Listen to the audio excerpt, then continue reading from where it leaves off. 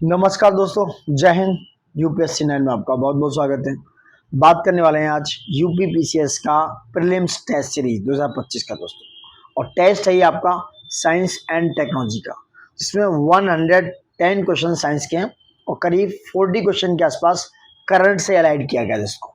ठीक है, ये फंडामेंटली बहुत ही ज़्यादा इंपॉर्टेंट टेस्ट है क्योंकि साइंस के बहुत सारे स्टैटिक क्वेश्चंस इस टेस्ट में है दोस्तों। और दृष्टि का टेस्ट आप देख सकते हो जैसा कि, ठीक है, तो ये दृष्टि का उसके दृष्टि के हिसाब से 30 नंबर का टेस्ट है और हमारे हिसाब से ये 9वां या 10वां टेस्ट है दोस्तों। ठीक है, तो इसलिए इसको कराया जा रहा है क्योंकि साइंस से बहुत सारे क्वेश्चंस हर एग्जाम में आपको देखने को मिल रहे हैं और बहुत ही बेहतरीन इसमें क्वेश्चंस हैं। नंबर ऑफ क्वेश्चंस बहुत ही अच्छे हैं जिसको हम बारीकी से डिटेल करेंगे, एक्सप्लेन करेंगे दोस्तों। बने रहिएगा हमारे साथ, लास्ट तक वीडियो को देखिएगा। अगर आप सीरियस एस्पिरेंट हैं तो लास्ट तक जरूर देखिएगा क्योंकि यहाँ एक एक चीज को बारीकी से बताया गया है। ठीक है, एक एक चीज को डिटेल करने की भरपूर कोशिश की है। देखो, आप पढ़ाई तो कर रहे हैं, अपने नोट्स भी पढ़ रहे हैं, स्टडी कर रहे हैं, रीडिंग कर रहे हैं, बट अपना इवेल्युएशन, अपनी एनालिसिस कब करेंगे? अगर वो नहीं कर रहे हैं तो आपको एग्जैक्टली जो छोटी छोटी कमियां हैं, छोटी छोटी बारीकियां हैं, वो आपकी कभी भी फाइंड आउट नहीं होंगी और आप उन पर कभी भी काम नहीं कर पाओगे। जिससे क्या होगा, एग्जाम में आपकी इफिशियंसी उतनी मच बेटर नहीं होगी और एक्यूरेसी तो आपकी ब्रेक होने के चांस हो सकती है दोस्तों। इसलिए अपना इवेल्युएशन करते रहिए और टेस्ट सीरीज को बराबर लगाते रहिए। ठीक है, चलो अब बात आगे बढ़ते हैं। क्वेश्चन नंबर 1 की तरफ देखो, बेहतरीन क्वेश्चन है, आप देख सकते हो। क्वेश्चंस में दिखा देता हूँ। देखो, ये क्वेश्चन इस तरह से आते रहे, समझ रहे हैं? ये क्वेश्चन आपके एग्जाम्स में हमेशा आते रहे। देखो इस तरह कहाँ किसने कहाँ बनाया, इस तरह मैचिंग में क्वेश्चन आते रहे। ठीक है, ये साइंस का क्वेश्चन है, ये देख सकते हो। तो इस तरह के क्वेश्चंस हमेशा से आते रहे आपके, और भी हैं किस पर कैसे हैं। देखो, काफी हाईलाइट टॉपिक है, ये आता है कई एग्जाम्स में, यूपीएससी से लेके पीसीएस में भी। ठीक है, उत्तराखंड के एग्जाम में ये क्वेश्चन आया था शायद, तो एटीपी, ये तो काफी पुराना क्वेश्चन है, आप देख रहे हो। ठीक है, चलो बढ़ते हैं, काफी अच्छे क्वेश्चन हैं, हिंदी में कराएंगे इसको, बाइलिंगुअल है वैसे तो। चलो क्वेश्चन नंबर 1 क्या है? क्वेश्चन नंबर 1 है दोस्तों, एआई संचालित स्वायत्त उपग्रहों के संबंध में। एआई संचालित जो ऑटोनोमस सैटेलाइट हैं उनकी बात होगी, एआई से जो संचालित होने वाले हैं। एआई का बहुत भरपूर यूज हो रहा है हर जगह। उनके संबंध में निम्नलिखित कथनों पर विचार करना है। पहला क्या है, ये उपग्रह निगरानी और मरम्मत कार्यों के लिए निरंतर मानवीय हस्तक्षेप की आवश्यकता नहीं रखते। सबसे पहली बात, ये जो सैटेलाइट है दोस्तों, इनको ह्यूमन इंटरवेंशन की नीड ही नहीं है क्योंकि एआई के द्वारा इनको इजी गोइंग तरीके से ऑपरेट हो जाएंगे और उसी के द्वारा इनको सही कर दिया जाएगा, रिपेयर कर दिया जाएगा। ठीक है, दूसरा है, इन उपग्रहों का उद्देश्य भूस्थितिक क्या है, भूस्थितिक भूमध्य रेखीय कक्षा है, जिसे बोलते हैं जीईओ, मतलब जियो स्टेशनरी अर्थ इक्वेटर ऑर्बिट में, जियो stationery equator orbit and low earth orbit में, मतलब एलईओ, निम्न पृथ्वी कक्षा में, दोनों में बहुस्तरीय प्रणाली के स्थापित करना है। यानी कि इसका उद्देश्य भूस्थितिक भूमध्य रेखीय कक्षा, जिसे बोलते हैं जियो stationery equatorial orbit and low earth orbit, ठीक है, दोनों में बहुस्तरीय निगरानी प्रणाली स्थापित करना इनका उद्देश्य है। ठीक है, तो कहना कौन सा सही है? ये D is the right answer regarding this. इनके दोनों काम है, ये lowering and energy consumptions and जो रिड्यूसिंग होगा कार्बन एमिशन, उसकी क्या करेंगे, उसके डेटा को क्या करेंगे, फैसिलिटेट करेंगे। ठीक है, नेक्स्ट क्वेश्चन। अब बात करते हैं एसएसआई मंत्र क्या है। सेकंड क्वेश्चन है, एसएसआई मंत्र क्या है दोस्तों? एसएसआई मंत्र है आपका एक स्वदेशी सर्जिकल रोबोटिक प्रणाली दोस्तों। एसएसआई मंत्र क्या है? ये इंडिया का पहला इंडिजीनियसली स्वदेशी रूप से डेवलप्ड सर्जिकल रोबोटिक सिस्टम है। इसके द्वारा बनाया गया है एसएस इनोवेशन के द्वारा। देखो, ज्यादा डिटेल करेंगे नहीं क्योंकि बहुत ज्यादा टाइम लग जाता है, तो एसएस इनोवेशन के द्वारा इसको क्या किया गया, बनाया गया है। ये क्या है, ये अप्रूव कर दिया है सिडिस्को ने दोस्तों, जो सेंट्रल ड्रग सिस्टम है उसके द्वारा इसको, सिडिस्को के द्वारा इसको अप्रूव कर दिया गया है। ठीक है, टेली सर्जरी के लिए, मतलब जो बारीकी सर्जरियां होंगी, रोबोटिक सर्जरियां होंगी, तो इसको सीडीएसको से क्या है, इसको सीडीएसको से अप्रूवेशन मिल चुका है टेली सर्जरी के लिए दोस्तों। ठीक है, तो ये रोबोटिक्स किसमें, हेल्थ केयर और टेली मेडिसिन में असिस्ट करेगा दोस्तों, हेल्थ केयर और टेली मेडिसिन में। कौन? एसएसआई मंत्रा, याद रखना, एक स्वदेशी सर्जिकल रोबोटिक प्रणाली है दोस्तों। नेक्स्ट क्वेश्चन की बात करेंगे, क्वेश्चन नंबर 3, निम्नलिखित में से कौन सा युग्म सही सुमेलित नहीं है?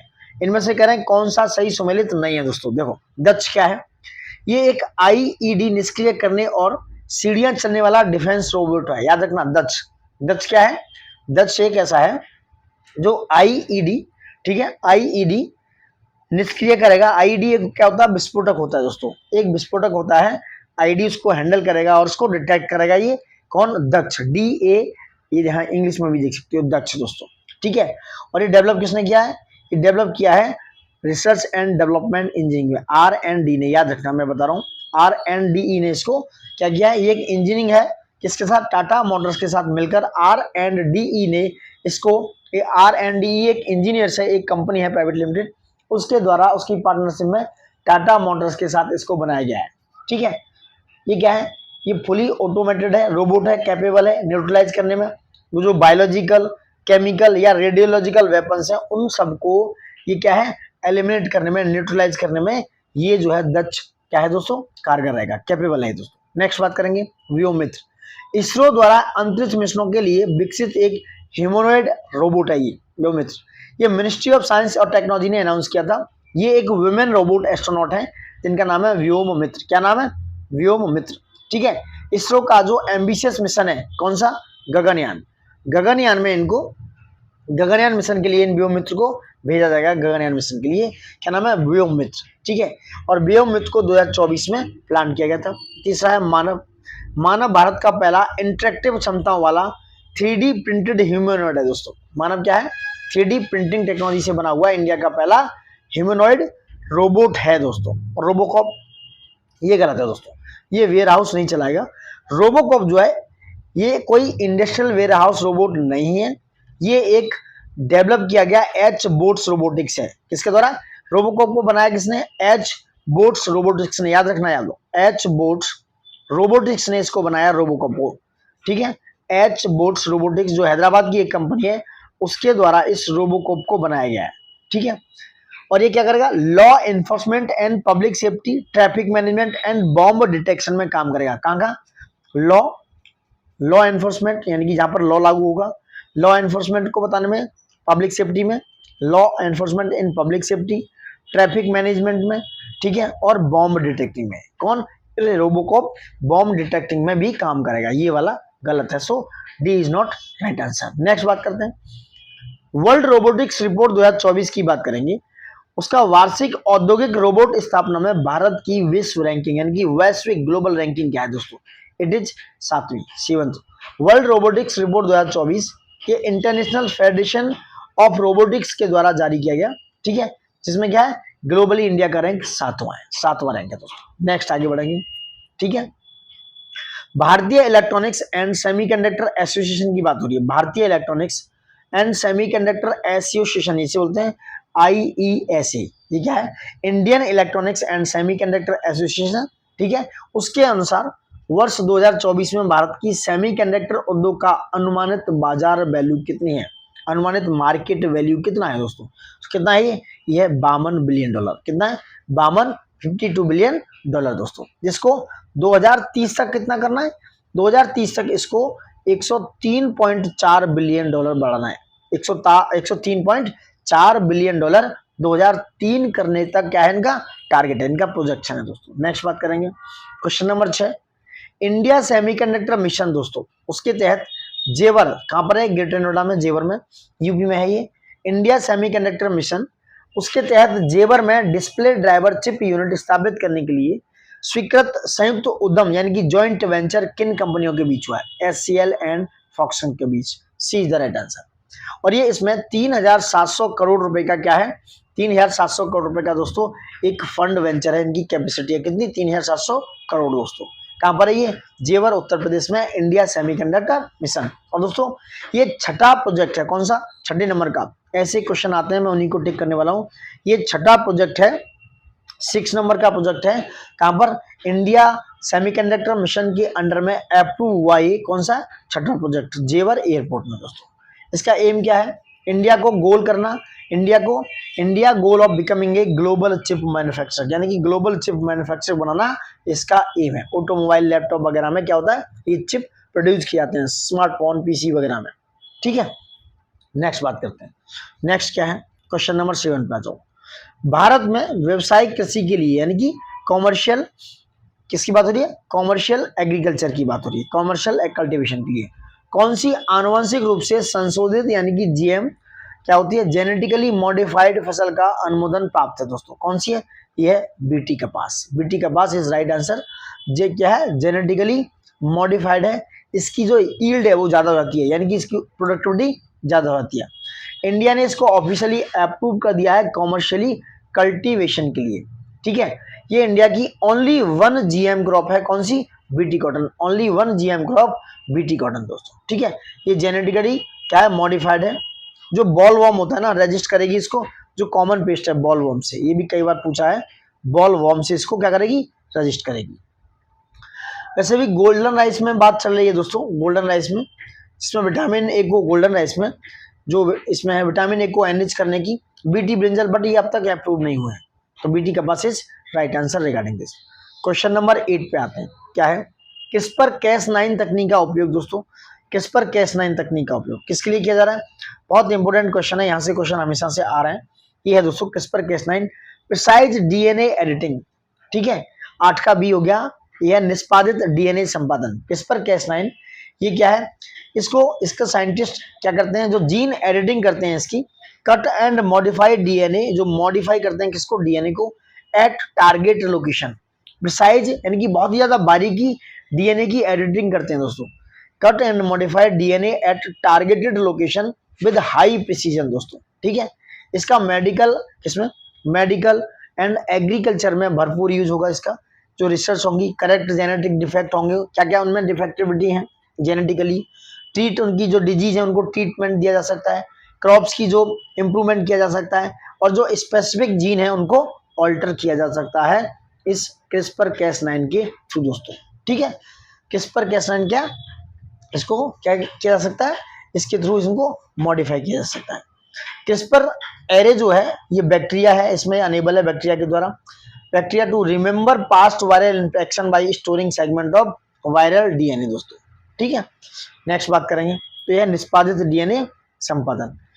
तरंग का आवर्तकाल जिसे बोलते हैं टी, जिसे बोलते हैं time period of the wavelength, किस भौतिक राशि को दर्शाता है, किसको दर्शाता है, ये एक पूर्ण कंपन या चक्र में लगा समय दोस्तों, एक पूरी साइकिल को क्या है, one full cycle of vibration to pass a point, इस तरीके से ये पूरी साइकिल को दर्शाता है। ये होता है एक टाइम पीरियड यानी कि तरंग का आवर्तकाल, ठीक है।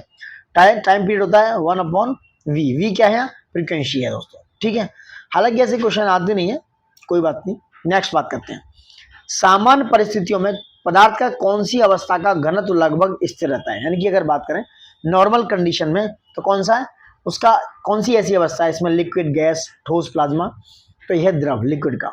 सामान्य परिस्थितियों में जो लिक्विड्स होते हैं वो क्या है, ये टाइटली पैक्ड पार्टिकल्स होते हैं, ठीक है, तो इसलिए क्या है, बहुत ज्यादा इनकी जो डेंसिटी है यानी कि इनका घनत्व वो क्या होता है, स्टेबल होता है, किसका, द्रव का दोस्तों, ठीक है।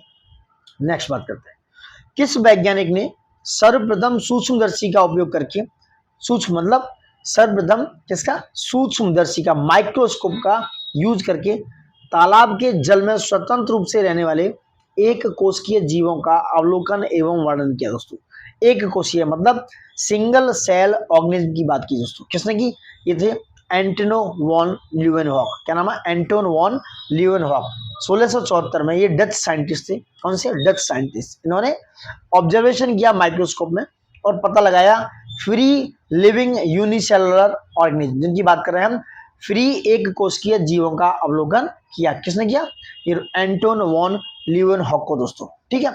जो जीवाणु कहा गया, जिससे कहा गया जीवाणु, बैक्टीरिया, ठीक है। वही रॉबर्ट हुक ने क्या किया, रॉबर्ट हुक ने दोस्तों क्या किया, इन्होंने माइक्रोबायोलॉजी पे ऑब्जर्वेशन किया, माइक्रोबायोलॉजी पे, किस पे, सेल्स नाम दिया उसको, सेल, लिविंग सेल्स, ठीक है।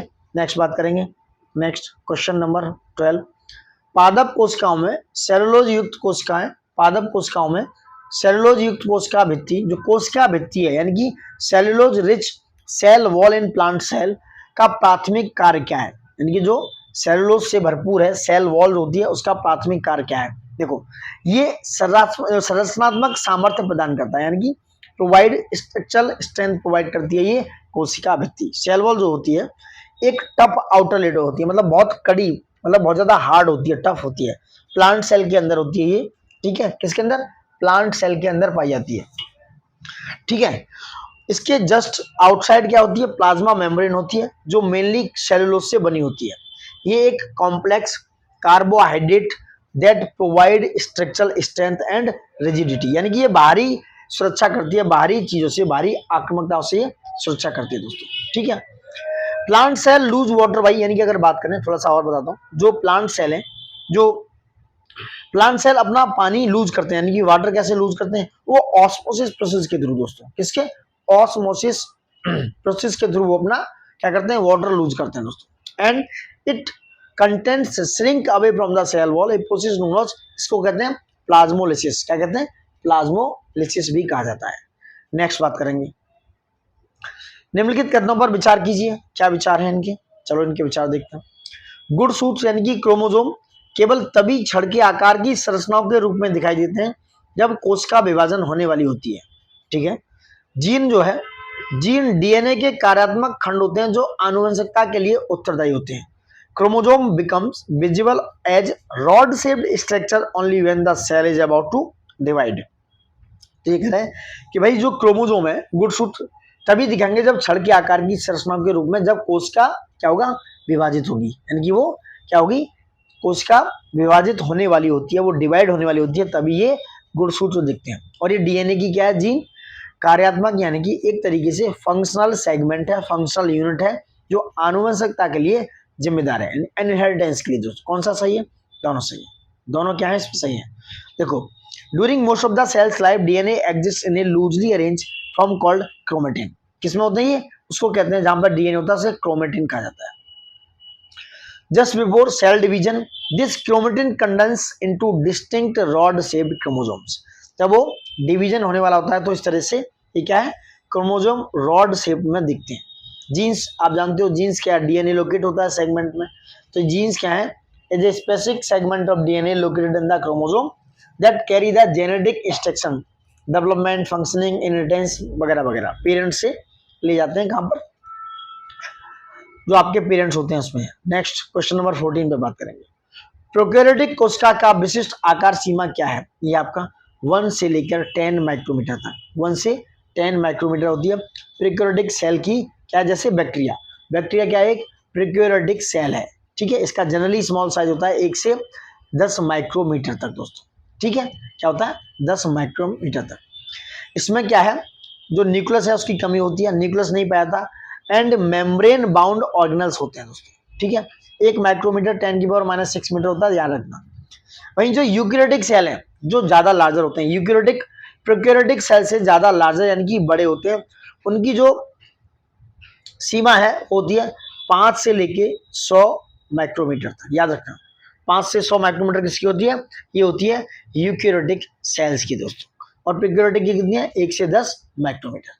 नेक्स्ट बात करते हैं, क्वेश्चन नंबर 15 पे आएंगे, क्या है, किस कोशिकांग को आत्मघाती, किस कोशिकांग को, किस सेल ऑर्गन्स को आत्मघाती सेल ही कहा जाता है, क्योंकि यह पाचक एंजाइमों का उपयोग करके, क्या होते हैं, जो पाचक एंजाइम होते हैं दोस्तों, ठीक है, डाइजेस्टिव एंजाइम होती हैं, उसका उपयोग करके कोशिका को स्वयं नष्ट करने की क्षमता रखती है, ये होते हैं लाइसोसोम, क्या होते हैं, लाइसोसोम। ये एक मेम्ब्रेन बाउंड होती है दोस्तों, ठीक है, जिसमें डाइजेस्टिव एंजाइम क्या होते हैं, भरे हुए होते हैं, और ये किसके द्वारा, by the rough endoplasmic reticulum के द्वारा, ठीक है। ये जो एंजाइम होते हैं ये ब्रेक करते हैं, ये सहायता करते हैं ब्रेक करने में, क्या, जो फॉरेन मटेरियल्स है, लाइक बैक्टीरिया आ गया, वायरस आ गया, इस तरह से आ गया, तो उसको क्या करते हैं, ये ब्रेक डाउन करने में ये एंजाइम्स इस सेल कैच में, इस थैली में, लाइसोसोम में हेल्प करते हैं, ठीक है। सेल डैमेज और मेटाबॉलिक डिस्टर्बेंस एक ही बात होती है, उसे कहते हैं लाइसोजाइम्स में burst it and self digestion of the cell that is called suicide bag of the lysosome. ये सेल्फ डिस्ट्रक्टिव एबिलिटी रखती है कौन, लाइसोसोम, इसको इसलिए सुसाइड बैग कहते हैं।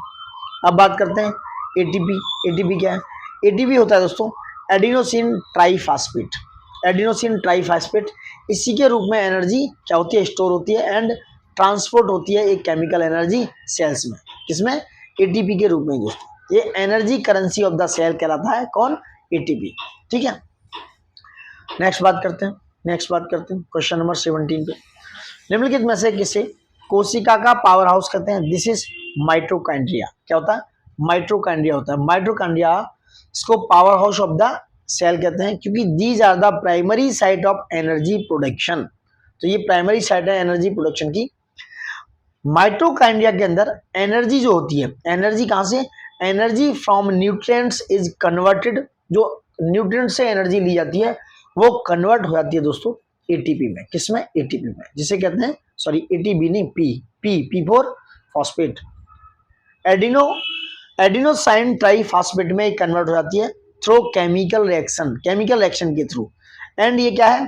Deeply folded inner membrane. ये कहां पर दिखती है? इनर मेम्ब्रेन के अंदर। तो क्या है? Mitochondria is right answer. Question number 18 पे आते हैं। क्लोरोप्लास्ट क्या है? क्लोरोप्लास्ट एक प्रकार का क्रोमोप्लास्ट है। कौन? क्लोरोप्लास्ट। ठीक है, जिसमें क्लोरोफिल होता है। ठीक है, और यह प्रकाश संश्लेषण में सहायता करता है। नेक्स्ट, ल्यूकोप्लास्ट पादप कोशिकाओं में भोज्य पदार्थों जैसे स्टार्च, तेल और प्रोटीन का संग्रहण करते हैं। कौन? Leucoplast stores food material such as starch, oil and protein in plant cell. These are leucoplast. कौन सा सही है? Both are right. Both are right, यानी कि A is the right answer. ठीक है, क्लोरोप्लास्ट क्या होता है? ये क्रोमोप्लास्ट का सब टाइप होता है दोस्तों। किसका? क्रोमोप्लास्ट का। जो क्या होते हैं? इसमें कलर्ड प्लास्टिड होते हैं, जो सिर्फ केवल प्लांट सेल में पाए जाते हैं। Only in plant cell. कौन? कलर प्लास्टिड होते हैं। ठीक है, और क्लोरोप्लास्ट क्या है? इसके पास क्लोरोफिल होता है। ठीक है, जो ग्रीन पिगमेंट का होता है, जो सनलाइट को कैप्चर करने के लिए रिस्पॉन्सिबल होता है, और सनलाइट कैप्चर करने के बाद they want to carry out the photosynthesis process. क्या है? Photosynthesis process. और इस प्रोसेस में क्या करते हैं? Plants make food. प्लांट्स अपना खाना बनाते हैं। But they also house other pigments like yellow and orange carotenoid. तो ये येलो एंड ऑरेंज कैरोटीनॉइड में भी भोजन बना सकते हैं। वहीं ल्यूकोप्लास्ट की बात करें, ये कलरलेस प्लास्टिड होते हैं दोस्तों, याद रखना। इनमें कोई भी कलर नहीं होता उसकी तरह। उसमें क्या होता है? ग्रीन कलर होता है, ऐसा नहीं है। ये कलरलेस प्लास्टिड है। डू नॉट परफॉर्म फोटोसिंथेसिस, कई बार पूछा जाता है। तो ल्यूकोप्लास्ट फोटोसिंथेसिस की प्रक्रिया में कुछ भी परफॉर्म नहीं करते हैं। आंसर ए है इसमें। Do not perform photosynthesis but serve a vital role in storage. तो स्टोरेज का काम करता है ये।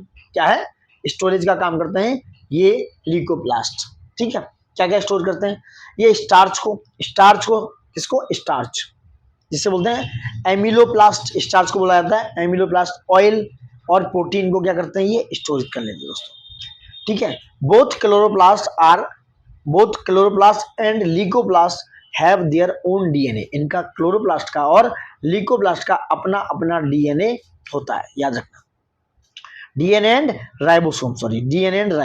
राइबोसोम क्या होता है? प्रोटीन की फैक्ट्री कहते हैं इस राइबोसोम को दोस्तों। Got it? नेक्स्ट बात करते हैं, क्वेश्चन नंबर 19 बात है। पादप कोशिका में रिक्तिकाओं, जिसे बोलते हैं वैक्यूल्स इन प्लांट सेल, का प्रमुख कार्य क्या है? इनका प्रमुख कार्य दोस्तों टर्जिडिटी, जिसे बोलते हैं टर्जिडिटी प्रदान करना और आवश्यक पदार्थों का भंडारण करना। To provide turgidity and store essential substance. Plant cell में वैक्यूल का काम यह है कि ये लार्ज होती हैं, फ्लूइड भरा हुआ होता है। इसमें फ्लूइड जो होता है वो भरा हुआ होता है।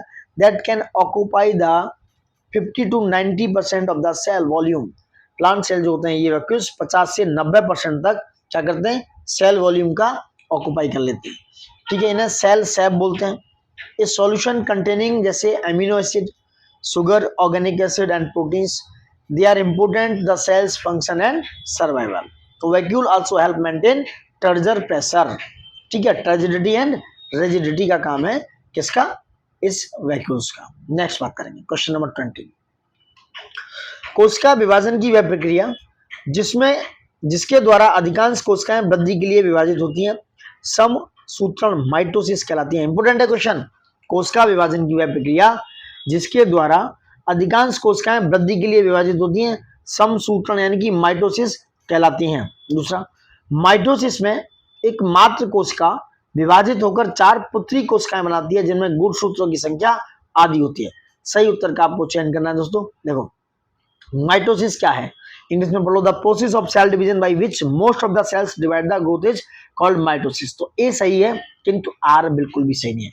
So now C is the right answer, आर सही नहीं है। माइटोसिस जो है एक सेल डिवीजन है जो रिस्पॉन्सिबल होता है दोस्तों ग्रोथ के लिए, रिपेयर के लिए, ठीक है, एंड रिप्लेसमेंट के लिए। ग्रोथ, रिपेयर एंड रिप्लेसमेंट के लिए ये क्या होता है, रिस्पॉन्सिबल होता है, रिस्पॉन्सिबल होता है, ठीक है। माइटोसिस में दोस्तों एक मदर सेल डिवाइड होता है into two genetically identical daughter cells में। यहाँ पर कितने, 4, ये होता है सिर्फ 2 में, यानी कि ये 2 जो एक मात्र कोशिका विभाजित होकर 2 पुत्री कोशिकाएं बनाती है, 4 नहीं, जिनमें गुणसूत्रों की संख्या कितनी होती है, सेम नंबर ऑफ क्रोमोजोम होते हैं, आधे नहीं होते, same number of chromosome as the original cell, जो ओरिजिनल सेल में होते हैं, इसलिए आर असत्य हो गया, ए सत्य हो गया, सो आंसर इज ए। और माइटोसिस क्या होता है, माइटोसिस समझ गया, कोशिका विभाजन की वह प्रक्रिया जिसके द्वारा अधिकांश कोशिकाएं वृद्धि के लिए विभाजित होती हैं, उसे कहते हैं माइटोसिस, ठीक है, माइटोसिस। वही दोस्तों मैं बात करता हूं इसी की एक और पड़ोसी है मियोसिस। क्या है, मियोसिस, ठीक है, मियोसिस की बात करेंगे। मियोसिस क्या है, ये माइटोसिस नहीं होता है इसमें, मियोसिस में दोस्तों ओनली रिप्रोडक्टिव सेल होते हैं इसमें, ओनली इन रिप्रोडक्टिव सेल्स में ये मायोसिस होती है, रिप्रोडक्टिव वाले सेल में। मदर सेल डिवाइड होता है twice to form 4 daughter cell, किसमें, mother cell divides twice to form 4 daughter cells each with half the original number of chromosome. मतलब ये वाली बात अगर मैं कहूँ यहाँ पे एज इट इज कि माइटोसिस में एक मात्र कोशिका विभाजित होकर 4 पुत्र की कोशिकाएं बनाती है जिनमें गुणसूत्रों की संख्या आदि होती है, ये प्रोसेस कहलाती है मायोसिस। क्या कहलाती है, मायोसिस दोस्तों, मियोसिस कह सकते हो, मियोसिस कहलाती है, ठीक है। ये क्या है, इसमें क्या होता है, ये मेंटेन करता है chromosome number during the sexual reproduction, कौन, मियोसिस दोस्तों। इस तरह के क्वेश्चन आ जाते हैं, सो प्लीज मिस मत कीजिएगा।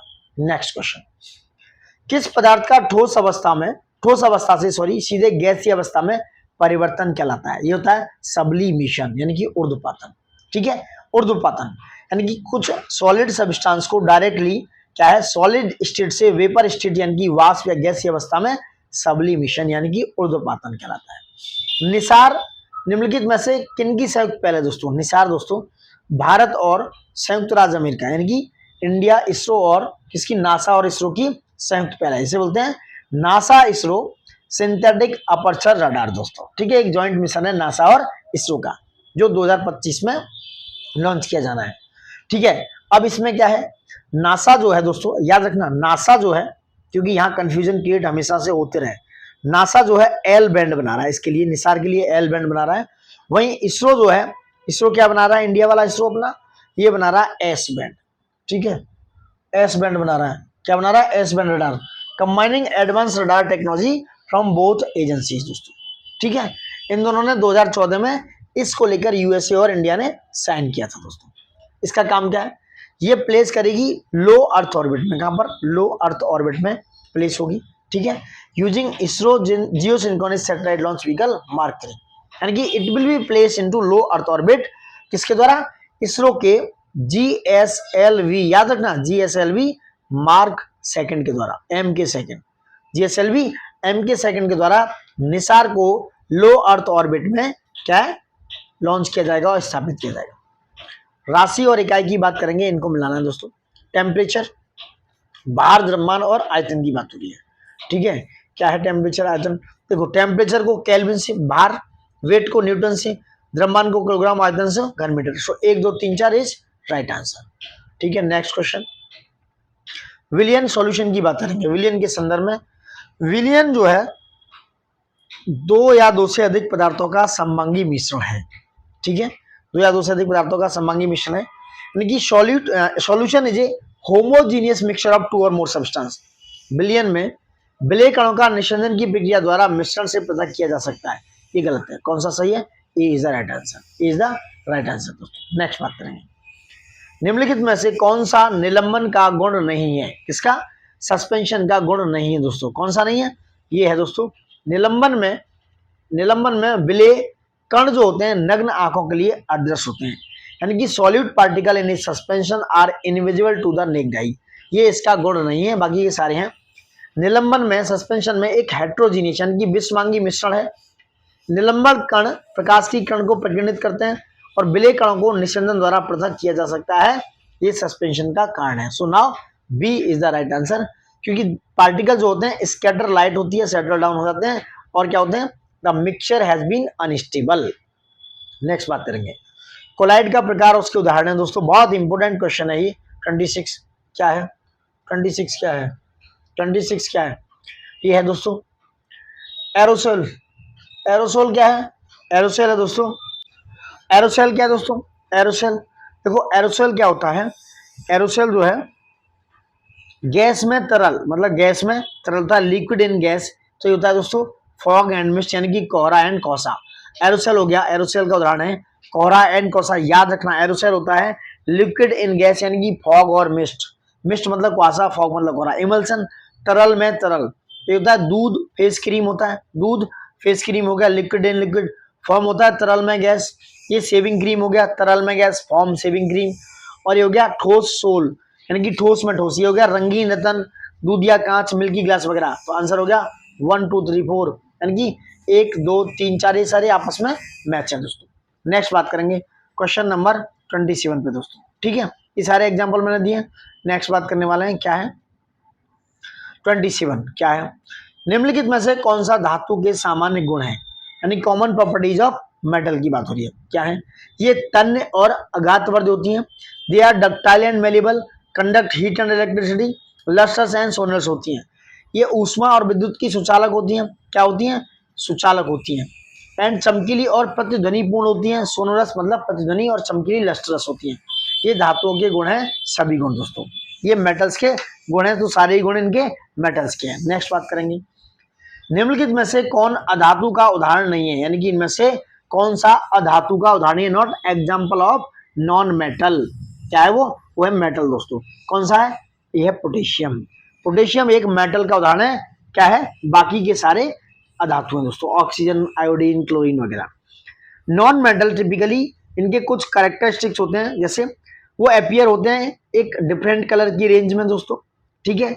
ये conduct, do not conduct heat और electricity well, lack metal, metallic जो लस्टर होता है, चमक होती है, एंड वो नहीं दिखाते हैं, ना ही सोनरस होते हैं, ना ही ये मेलिएबल होते हैं, ठीक है। नॉन मेटल की बात करें जैसे hydrogen, oxygen, iodine, carbon, bromine, chlorine, ये सारे एग्जाम्पल हैं किसके, नॉन मेटल के। नेक्स्ट बात करेंगे तो यहाँ पोटेशियम क्या है, वो एक मेटल है दोस्तों। नेक्स्ट एल्कली मेटल 29 की बात करेंगे, 29 की। निम्नलिखित कथनों पर विचार करना है, मिश्रण को सरल भौतिक तरीकों से पृथक किया जा सकता है, मिक्सचर मतलब मिश्रण मतलब मिक्सचर को, जबकि यौगिकों को पृथक करने के लिए रासायनिक अभिक्रियाओं की आवश्यकता होती है। Mixture can be separated by the simple physical method whereas compound require chemical reaction for separation. तो बात सही है, यौगिकों में हमेशा अपने घटक तत्वों के गुण बने रहते हैं। कौन सा सही है दोस्तों, ये कह रहे हैं सिर्फ एक सही है दोस्तों। क्या है, एक सही है। जो यौगिक है, कंपाउंड है, उनमें अपने chemical not undergo chemical changes, so they can be separate simple physical method से इनको चेंज किया जा सकता है, ठीक है। वैसे ही कंपाउंड क्या है, ये कंपाउंड में जो एलिमेंट होते हैं ये लूज हो जाते हैं इंडिविजुअली अपनी प्रॉपर्टीज को, एंड अपना कंप्लीटली एक नया सब्सटेंस तैयार करते हैं, इसलिए अपने घटक तत्वों के गुण उनमें नहीं होते हैं। उनके पास does not retain the characteristic of the components, यानी कि जो कंपाउंड है वो क्या है, कैरेक्टरिस्टिक, अपनी जो कैरेक्टरिस्टिक्स है उनको रिटेन नहीं रखते, यानी कि उनके तत्वों के गुण बने नहीं रहते हैं। सो सेकंड गलत हो गया। नेक्स्ट बात करेंगे निम्नलिखित में से कौन सा विषमांगी मिश्रण का उदाहरण नहीं है। विषमांगी का यानी कि हेट्रोजीनियस मिक्सचर का उदाहरण नहीं है। वो होते हैं कि वो पूरी यूनिफॉर्मली तरीके से मिक्सर नहीं हो पाते, उन्हें कहते हैं विषमांगी। जैसे तेल और जल, जैसे नॉट मिक्स यूनिफॉर्मली, उन्हें कहते हैं तेल और जल। जैसे ऑयल फ्लोट करता है वाटर के ऊपर, आपने देखा होगा, तो ये उदाहरण नहीं है विषमांगी का। तो विषमांगी का नहीं है, समांगी का उदाहरण है। जल में घुली चीनी, जल में चीनी प्रॉपर घुल जाती है। Sugar dissolve in water properly दोस्तों, ठीक है, इसे कहते हैं सॉल्यूशन या होमोजीनियस मिक्सचर। बाकी ये क्या है, ये विषमांगी है। सोडियम क्लोराइड को और लोहे की चिलन के साथ मिलाएंगे, नमक और सल्फर को मिलाएंगे, तेल और जल को मिलाएंगे, ये सारे क्या है, विषमांगी मिश्रण के उदाहरण है। समझ रहे हैं आप। नेक्स्ट बात करेंगे स्काई रूट का विक्रम एस क्या है। स्काई रूट का विक्रम एस क्या है, भारत का पहला निजी रूप से विकसित क्या है, रॉकेट दोस्तों। स्काई रूट का क्या है, विकसित रॉकेट है दोस्तों। ये नवंबर 12 और 16 2022 के बीच में क्या है, इट्स पार्ट ऑफ द प्रारंभ मिशन। कौन, स्काई रूट का ये सिंगल स्टेज सब ऑर्बिटल क्या है, सब ऑर्बिटल लॉन्च व्हीकल है दोस्तों। ठीक है, नेक्स्ट बात करेंगे 32 पे आते हैं। जड़त्व का नियम शब्द का तात्पर्य क्या है? लॉ ऑफ इनर्शिया की बात हो रही है। क्या है दोस्तों? ये है दोस्तों, कोई वस्तु अपनी विरामावस्था अथवा एक समान गति में किसी परिवर्तन का प्रतिरोध करती है, यानी कि object resist any change in state of rest और uniform motion. So C is the right answer. यह है जड़त्व का नियम। इनर्शिया जो है, inertia, law of inertia is a fundamental property of all matters describe by Newton's first law of motion. ठीक है, इसकी टेंडेंसी है कि keep doing what is doing is what we call inertia, यानी कि जड़त्व। कोई वस्तु अपनी विरामावस्था में है तो एक समान गति में किसी परिवर्तन का प्रतिरोध करती है। नेक्स्ट बात करेंगे, बंदूक से, कलर चेंज कर लें, बंदूक से चलाई गई गोली जैसी छोटी वस्तु भी किसी व्यक्ति की मृत्यु हो सकती है उस वस्तु से। यह एक उदाहरण है दोस्तों, ये उदाहरण है न्यूटन की गति का द्वितीय नियम, यानी कि जो न्यूटन की गति का द्वितीय नियम है उसका उदाहरण है बंदूक से चलाई गई गोली जैसी छोटी वस्तु से भी किसी व्यक्ति की मौत हो सकती है।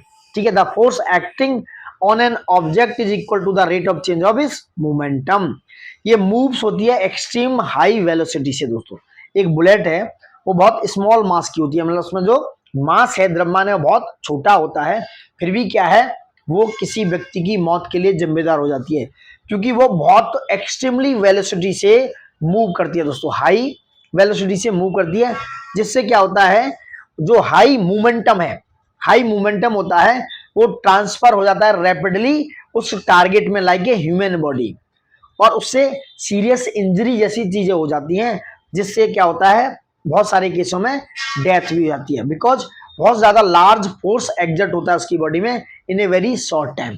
समझ रहे आप, यानी कि एक बहुत कम समय में एक लार्ज फोर्स उसकी बॉडी में एग्जर्ट करता लगता है, इसलिए किसी व्यक्ति की मृत्यु हो जाती है किसी गोली से, क्योंकि उसका मास बहुत कम होने के बावजूद भी उसकी मृत्यु हो जाती है। तो न्यूटन की गति का ये सेकंड लॉ है दोस्तों, याद रखना प्लीज। नेक्स्ट बात करते हैं, संवेग का एसआई मात्रक, संवेग का एसआई मात्रक, यानी कि टॉकिंग अबाउट मोमेंटम। तो संवेग का एसआई मात्रक क्या है? ये किलोग्राम मीटर पर सेकंड। मोमेंटम का है, ये एक फिजिकल क्वांटिटी है जो मास क्या है, जो मोशन ऑफ ए बॉडी को रिप्रेजेंट करती है, और इसको डिफाइन करती है as a product of mass, यानी कि mass and velocity. P equal to होता है M इक्वल टू V दोस्तों। ठीक है, मोमेंटम इक्वल टू P मतलब मोमेंटम, और M mass and V equal to velocity. Alright, तो इसकी क्या होगी, M और V लगा लो आप, पर सेकंड, तो मीटर पर सेकंड, तो किलोग्राम मीटर पर सेकंड। नेक्स्ट बात करते हैं, नेक्स्ट क्या है दोस्तों, निम्नलिखित में से कौन सा परिदृश्य न्यूटन की गति का तृतीय नियम का सटीक उदाहरण है दोस्तों? देखो आप पढ़ लो, पृथ्वी की सतह को अपने पैरों से पीछे की ओर धकेलते हुए आगे चलने वाला व्यक्ति, यह है न्यूटन थर्ड लॉ, यानी कि for every action there is an equal and opposite reaction, it is the Newton third law दोस्तों। यानी कोई पर्सन चलता है तो अपने बैकग्राउंड बैकवर्ड पीछे की तरफ अपने पैरों से धकेलता है, यह न्यूटन का थर्ड लॉ दोस्तों। नेक्स्ट बात करेंगे क्या है, एक वस्तु 4 सेकंड में 16 मीटर, फिर 2 सेकंड में 16 मीटर की यात्रा करती है, तो वस्तु की औसत चाल क्या है दोस्तों? देखो, टोटल समय हो गया 16 16 32 मीटर, और टोटल समय कितना हो गया, ये टोटल डिस्टेंस हो गई 32 मीटर, और टोटल समय कितना हो गया, जो टोटल समय है 6 सेकंड, 4 और 2 6 सेकंड हो गया दोस्तों। ठीक है, तो 6 सेकंड से डिवाइड कर दो, 6 से डिवाइड कर दोगे तो ये आएगा 5.33 मीटर, ये मीटर पर सेकंड, तो आंसर इज बी।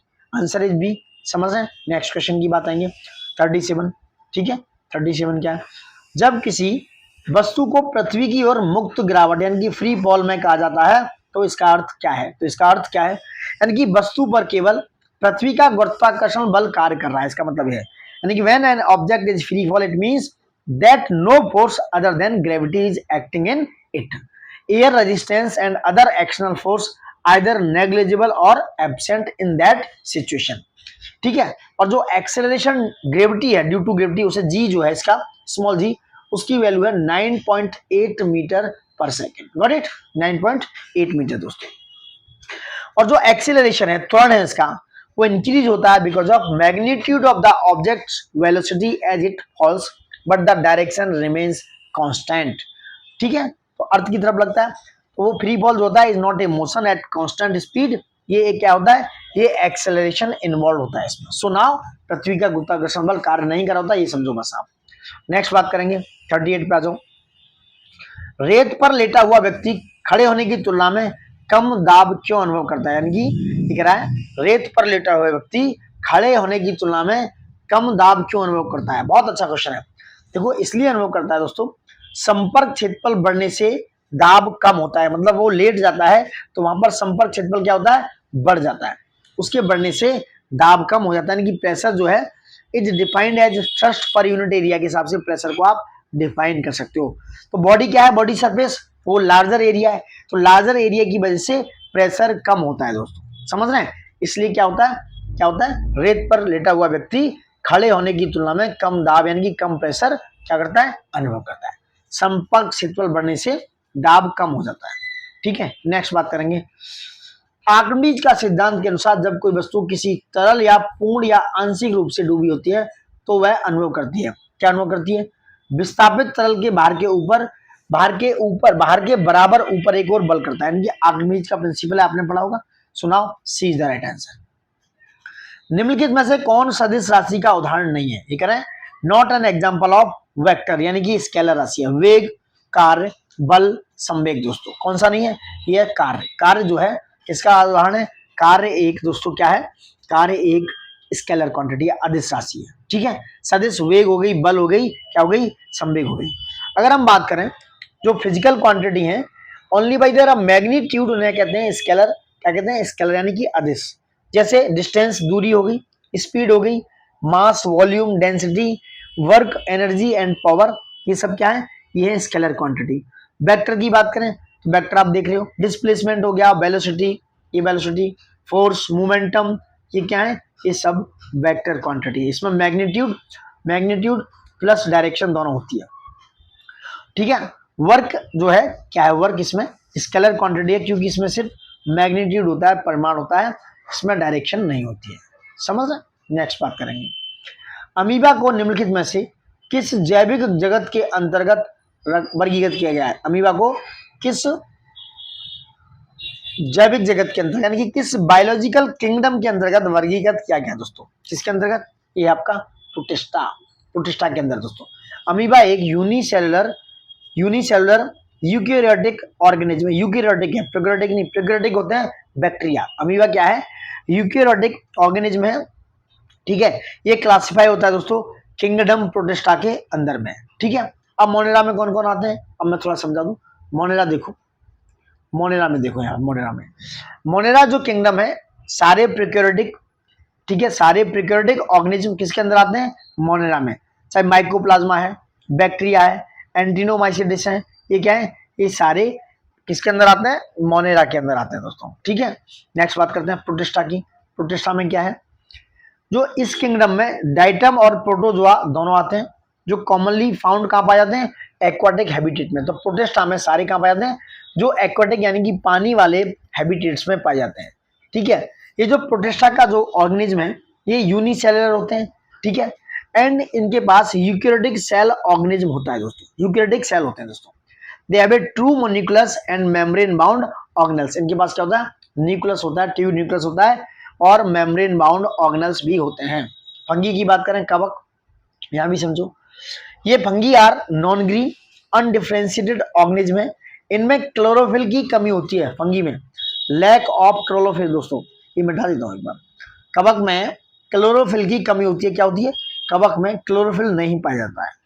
ठीक है, क्लोरोफिल नहीं पाया जाता है। इनमें न्यूट्रिएंट्स होते हैं, कैसे, as a saprophytes, nutrients as a saprophytes in fungi because they are growing on dead and decaying matter. जैसे माउल्ड एंड मशरूम, ये क्या है, फंगस है, mould and mushroom. Plantae kingdom देख लो, जिसमें यूकैरियोटिक कंसिस्ट होता है, क्लोरोफिल होता है उसमें, ये सारे क्या हैं, ये है प्लांटीज। जैसे कुस्कुटा, आपने देखा कुस्कुटा से अमरबेल बोलते हैं। Got it. नेक्स्ट बात करते हैं 42 पाओ, तत्व और उसके प्रतीक की बात करेंगे। क्या है, देखो ब्रोमीन को Br कहते हैं, तो ती जहां पर 3 है वहां एलिमेंट कर लो। ठीक है, चांदी को Ag कहते हैं, जहां पर 2 तो 3 और 2, आंसर इज डी। बोरन को B कहते हैं, पोटेशियम को क्या कहते हैं, ये सिंबल है दोस्तों। नेक्स्ट बात करेंगे, क्वेश्चन नंबर 43 की तरफ आएंगे। सूची 1 को सूची 2 से मिलाना है, बहुत इंपोर्टेंट है। तत्व और ऑक्सीजन, ऑक्सीजन होता है दोस्तों 16, तो ए पर 3 आ गया, ए पर 3 आ गया तो सारे एलिमेंट हो गए, आंसर इज ए। मुझे जो लगता है 3, 1 मिनट, 3 1 2 4। कार्बन, कार्बन का 12 आ गया। सोडियम कितना आ गया, सोडियम आ गया 23 और कैल्शियम 40, याद रखना कैल्शियम 40 हो गया, सोडियम 23 हो गया, आंसर इज ए। नेक्स्ट बात करेंगे, जैसे हाइड्रोजन क्या है, 1, carbon 12, nitrogen 14, oxygen 16, sodium 23, magnesium 24 है, सल्फर 32, क्लोरीन क्लोरीन क्लोरीन होता है 35.5 और कैल्शियम है 40। नेक्स्ट बात करेंगे, नेक्स्ट क्या, कैल्शियम हाइड्रोक्साइड का सही रासायनिक सूत्र निम्नलिखित में से कौन सा है, कौन सा है, यह है CaOH ट्वाइस, ये कैल्शियम हाइड्रोक्साइड का रासायनिक सूत्र है दोस्तों। नेक्स्ट बात करने वाले हैं 45 पे आ जाओ, क्या है, तत्व और उनकी परमाणु, तत्व और उनकी परमाणुकता के संबंध में दोस्तों, ठीक है। जैसे आर्गन क्या है, आर्गन एक परमाणुक है, और फास्फोरस क्या है, फास्फोरस दोस्तों क्या है, चतुष्परमाणिक है, सल्फर बहुपरमाणिक है, ऑक्सीजन द्विपरमाणिक है, तो 3 4 2 1 इज द राइट आंसर, ठीक है। नेक्स्ट बात करेंगे 46 पे, एवोगाड्रो संख्या, एवोगाड्रो संख्या का मान क्या है, जो किसी पदार्थ के 1 मोल कणों की संख्या को दर्शाती है, ये होता है 6.022 इंटू 10 की पावर 23, यानी कि B is the right answer, B is the right answer जो एवोगाड्रो को दिखाता है। आयन और प्रतीक की बात करेंगे, अमोनियम, अमोनियम होता है NH4+, कार्बोनेट CO3-2 होता है दोस्तों, ठीक है, फॉस्फेट POH PO4-3 और sulphate SO4-2, answer is 2134 is the right answer. Next बात करेंगे 48 पे दोस्तों, क्या है, समस्थानिकों के संबंध में है ये 48, किसके संबंध में, समस्थानिकों के संबंध में दोस्तों, ठीक है। चलो 48 की बात करते हैं, क्या है, समस्थानिकों के संबंध में विचार करना है। समस्थानिक जो आइसोटोप्स होते हैं, एक ही तत्व के परमाणु होते हैं, एक ही तत्व के परमाणु होते हैं जिनकी परमाणु संख्या समान होती है, याद रखना समस्थानिक एक ही तत्व के परमाणु होते हैं जिनकी परमाणु संख्या समान होती है लेकिन द्रव्यमान संख्या भिन्न होती है। प्रोटियम, ड्यूटेरियम और ट्राइटियम ऑक्सीजन के समस्थानिक हैं, ऐसा ही कह रहे हैं, आंसर इज सी, केवल एक दोस्तों, क्योंकि जो प्रोटियम, ड्यूटियम और ये सब क्या है, ये प्रोटियम, देखो ये प्रोटियम, ड्यूटेरियम और ट्राइटियम ऑक्सीजन के नहीं, ये हाइड्रोजन के सब, अरे भाई हाइड्रोजन के समस्थानिक है, किसके, ये आइसोटोप्स ऑफ हाइड्रोजन के हैं, ऑक्सीजन के नहीं दोस्तों। कौन, यह प्रोटियम, ड्यूटेरियम और ट्राइटियम दोस्तों, ठीक है। पहला वाला सही है कि समस्थानिक एक ही तत्व के परमाणु होते हैं जिनकी परमाणु संख्या समान होती है लेकिन उनकी द्रव्यमान संख्या भिन्न होती है, so answer is C. Next बात करेंगे, किसी तत्व का परमाणु संख्या संदर्भित करती है, यानी किसी तत्व की परमाणु संख्या परमाणु के नाभिक में प्रोटॉन की संख्या को संदर्भित करती है, सी इज द राइट आंसर, यानी कि एटॉमिक नंबर को संदर्भित करती है।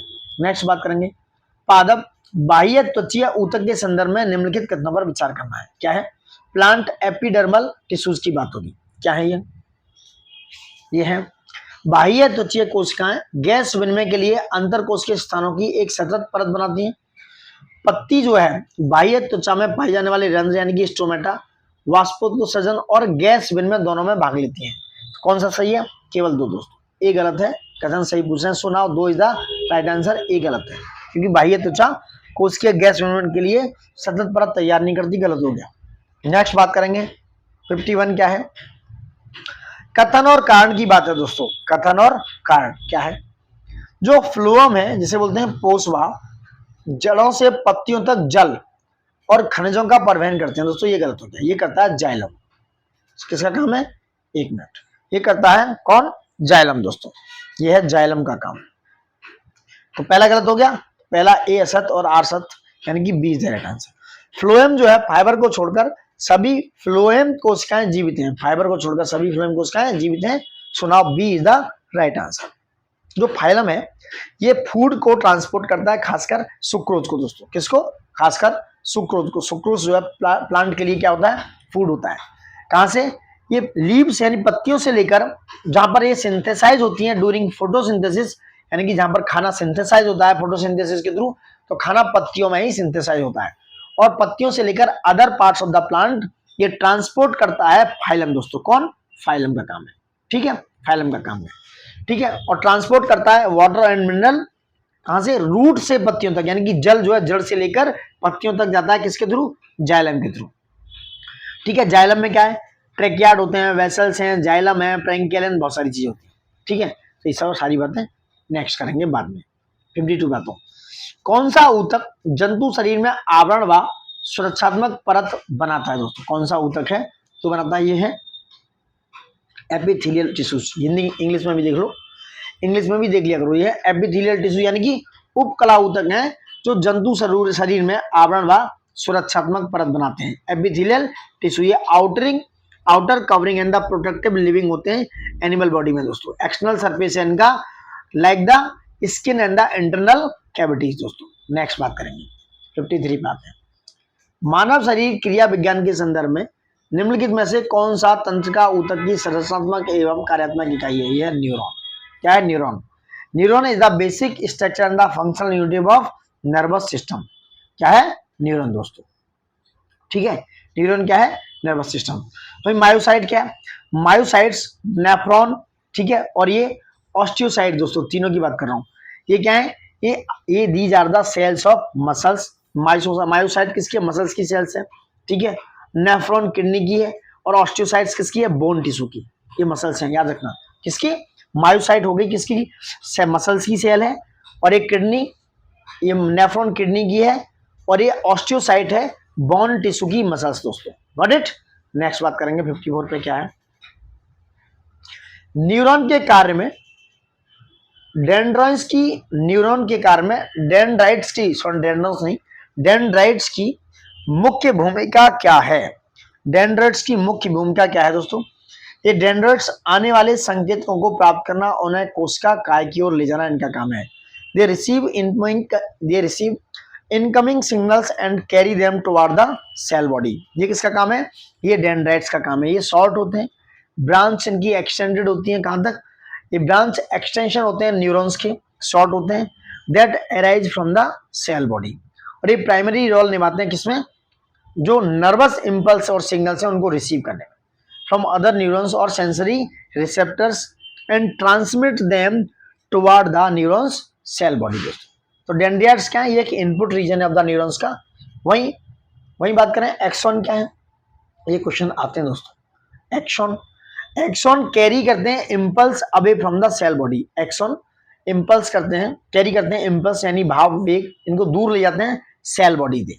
तो जो स्ट्रक्चर है डेंड्राइट का, जो फंक्शन करेगा इज वेरी क्रूशियल। ये कम्युनिकेशन करने में किसके साथ? नर्वस सिस्टम के साथ बहुत सारी चीजें करते हैं। नेक्स्ट आते हैं 55 पे। मोनेरा जगत के जीवों का कौन सा लक्षण सही रूप में वर्णित है? यह मोनेरा प्रोकैरियोटिक, जिनमें परिभाषित केंद्रित और कोशिकांग का अभाव होता है। मोनेरा दोस्तों ये it's a type of prokaryotic lacking defined nucleus and organelles होते हैं मोनेरा जगत में, और ये प्रोकैरियोटिक होते हैं दोस्तों। मोनेरा क्या है? ये किंगडम ऑफ मोनेरा प्रोकैरियोटिक होते हैं, lack of defined nucleus and membrane bound organelles. ठीक है, ये जो है मल्टी सेलुलर ऑर्गेनिज्म की तरह नहीं होते, ये यूनिसेलुलर होते हैं। मोनेरा कैसे होते हैं? यूनिसेलुलर होते हैं। ठीक है, जैसे सब मोनेरा देखते हैं हैव ए सेल वॉल, उनके पास कुछ सेल वॉल होती है, जैसे माइकोप्लाज्मा है उसके पास है दोस्तों। ठीक है, इसमें कौन कौन से आते हैं? बैक्टीरिया है, साइनोबैक्टीरिया यानी कि ब्लू ग्रीन एल्गी, और माइकोप्लाज्मा है। ये सब क्या है? मोनेरा जगत में ही आते हैं। नेक्स्ट बात करेंगे, निम्नलिखित में से कौन प्रोटिस्टा जगत का उदाहरण नहीं है? प्रोटिस्टा जगत का उदाहरण नहीं है, यह ईस्ट। क्या है? ईस्ट। किंगडम ऑफ प्रोटिस्टा ये क्या है? ये भी यूनिसेलुलर यूकेरियोटिक होते हैं, इसमें यूकेरियोटिक सेल्स होते हैं, जिसमें क्या है? ऑटोट्रॉपिक लाइक यूनिसेलुलर एल्गी या डाइटम होते हैं जो ऑटोट्रॉपिक होते हैं, खुद ही खाना बनाते हैं, और हेट्रोट्रॉपिक लाइक प्रोटोजोआ जो दूसरों पर डिपेंड होते हैं, ये भी होते हैं। ऑटोट्रॉपिक और हेट्रोट्रॉपिक दोनों होते हैं इसमें प्रोटिस्टा जगत में दोस्तों। ठीक है, ये सीलिया और फ्लेगिलिया वगैरह होते हैं। They are unicellular fungi belonging to the fungi kingdom. ठीक है, नेक्स्ट बात करते हैं, ईस्ट नहीं है इसमें, ईस्ट नहीं है। ईस्ट क्या है? ईस्ट जो है प्रोटिस्टा जगत का उदाहरण नहीं है दोस्तों। नेक्स्ट, निम्नलिखित में से कौन जैविक वर्गीकरण का उच्चतम से निम्नतम सही पाद क्रम कौन सा है? देखो, पहले होता है किंगडम, होता है किंगडम के बाद आता है फाइलम या डिवीजन। याद रखना, किंगडम यानी कि फाइलम एनिमल्स के लिए और डिवीजन प्लांट्स के लिए। याद रखना, किंगडम फाइलम एनिमल जानवरों के लिए, बायोलॉजिकल क्लासिफिकेशन बता रहा हूँ। डिवीजन किसके लिए, प्लांट्स के लिए। फिर आता है क्लास, फिर एक ऑर्डर, क्लास ऑर्डर के बाद फैमिली, जीनस और स्पीसीज। सुनाओ, जगत, संघ, वर्ग, गण, कुल, वंश, जाति। So B is the right answer, याद रखना B is the right answer. जगत से शुरू होता है, संघ, वर्ग, गण, कुल, वंश और जाति इज लास्ट। नेक्स्ट बात करते हैं, निम्नलिखित कथनों पर विचार करना है। कवक जो होते हैं परिपोषी यूकेरियोट्स होते हैं, यानी कि fungi are heterotrophic eukaryotes that obtain nutrition either as saprotrophs और पैरासाइट्स। ठीक है, they cell the cell wall of fungi are made of chitin. ठीक है, कवकों की कोशिका भित्ति काइटिन की बनी होती है, सही पूछा है, so D is the right answer. कवकों के लिए परिपोषी यूकेरियोट्स हैं जो अपना पोषण मृतोपजीवी या परजीवी के रूप में प्राप्त करते हैं। So now D is the right answer regarding this. 59 पे आ जाओ। निम्नलिखित में से किस पादप समूह को पादप जगत के उभयचर के रूप में जाना जाता है? पादप जगत के उभयचर के रूप में जाना जाता है ब्रायोफाइटा को दोस्तों। किसको? Bryophyta is the amphibians of the plant kingdom होता है। Like amphibians in animals, they क्या है, they live on land but depend on water for reproduction. तो ये एम्फीबियंस या ब्रायोफाइटा क्या होते हैं?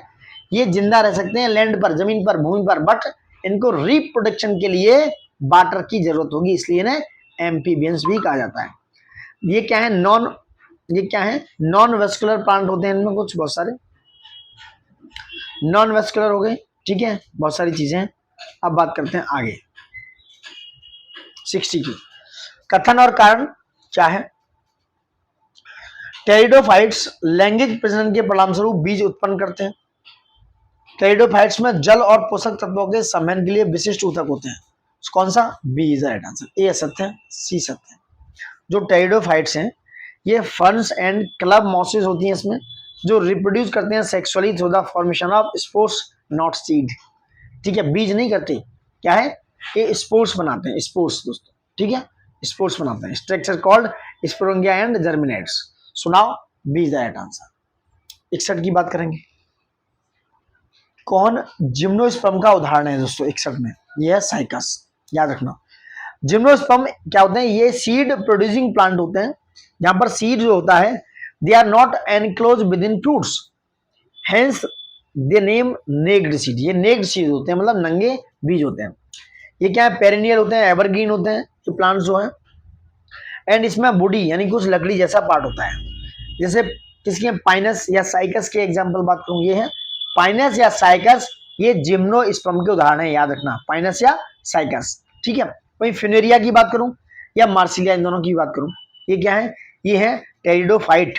और मैंगो आम क्या है, मांग है एंजियोस्पर्म। याद रखना, मैंग ये है एंजियोस्पर्म, आम जो है वो होता है क्या, एंजियोस्पर्म।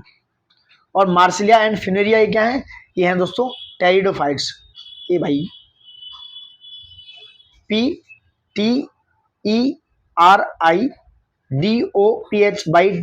टेरिडोफाइट, ये कौन है, ये फिनेरिया एंड मार्सिलिया टेरिडोफाइट्स हैं दोस्तों। Got it. नेक्स्ट बात करेंगे 62 पे आते हैं हम। एंजियोस्पर्म के संदर्भ में निम्नलिखित कथनों पर विचार करना है। क्या है, एंजियोस्पर्म में बीज अंडाशय से बने फलों के भीतर संलग्न होते हैं और सभी एंजियोस्पर्म बिना किसी सुरक्षात्मक आवरण के बीज उत्पन्न करते हैं। ये गलत हो गया, कथन सही है केवल एक, D is the right answer. सारे एंजियोस्पर्म्स में ऐसा नहीं होता है, क्योंकि कुछ डिस्क्राइब जिम्नोस्पर्म्स हैं जहां पर बियर नेक्ड सीड्स होते हैं, not enclose within any influx, यानी सारों के बीच में नहीं होता। So A D is the right answer. उदाहरण और जीव की बात करेंगे, क्या है, बहुत सिंपल है दोस्तों, बहुत सिंपल है। अब बात करेंगे यहाँ पे, जैसे यूके, ये है यूपेलेक्टेला, हाइड्रा, लेबर फ्लूक एंड एस्केरिस की दोस्तों। किसकी? एस्केरिस की बात करेंगे। क्या है, जैसे अब देखो यूपेलेक्टेला क्या है, यूपेलेक्टेला जो होता है वो है पॉरीफेरा ग्रुप का। किसका? पॉरीफेरा। यूपेलेक्टेला उदाहरण है किस जीव का? पॉरीफेरा का। जैसे यूपेलेक्टेला और साइकोन होता है, साइकोन, ये क्या है, पॉरीफेरा ग्रुप के उदाहरण है।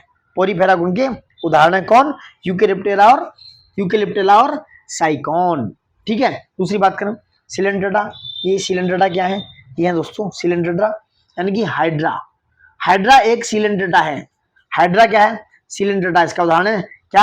हाइड्रा का उदाहरण है सिलेंड्रेटा। ये होते हैं एनिमल्स जहाँ एक्वाटिक एनवायरमेंट होता है, जो बहुत सारी डिफ्रेंसिएशन इन बॉडी डिजाइन में, ये सिलेंड्रेटा होता है, ये हाइड्रा होता है दोस्तों। जैसे जेलीफिश या सी एनेमोनस होते हैं, ये और कॉमन एग्जांपल है इस सिलेंड्रेटा के, जेलीफिश और सी एनिमल्स की बात हो रही है दोस्तों, ठीक है।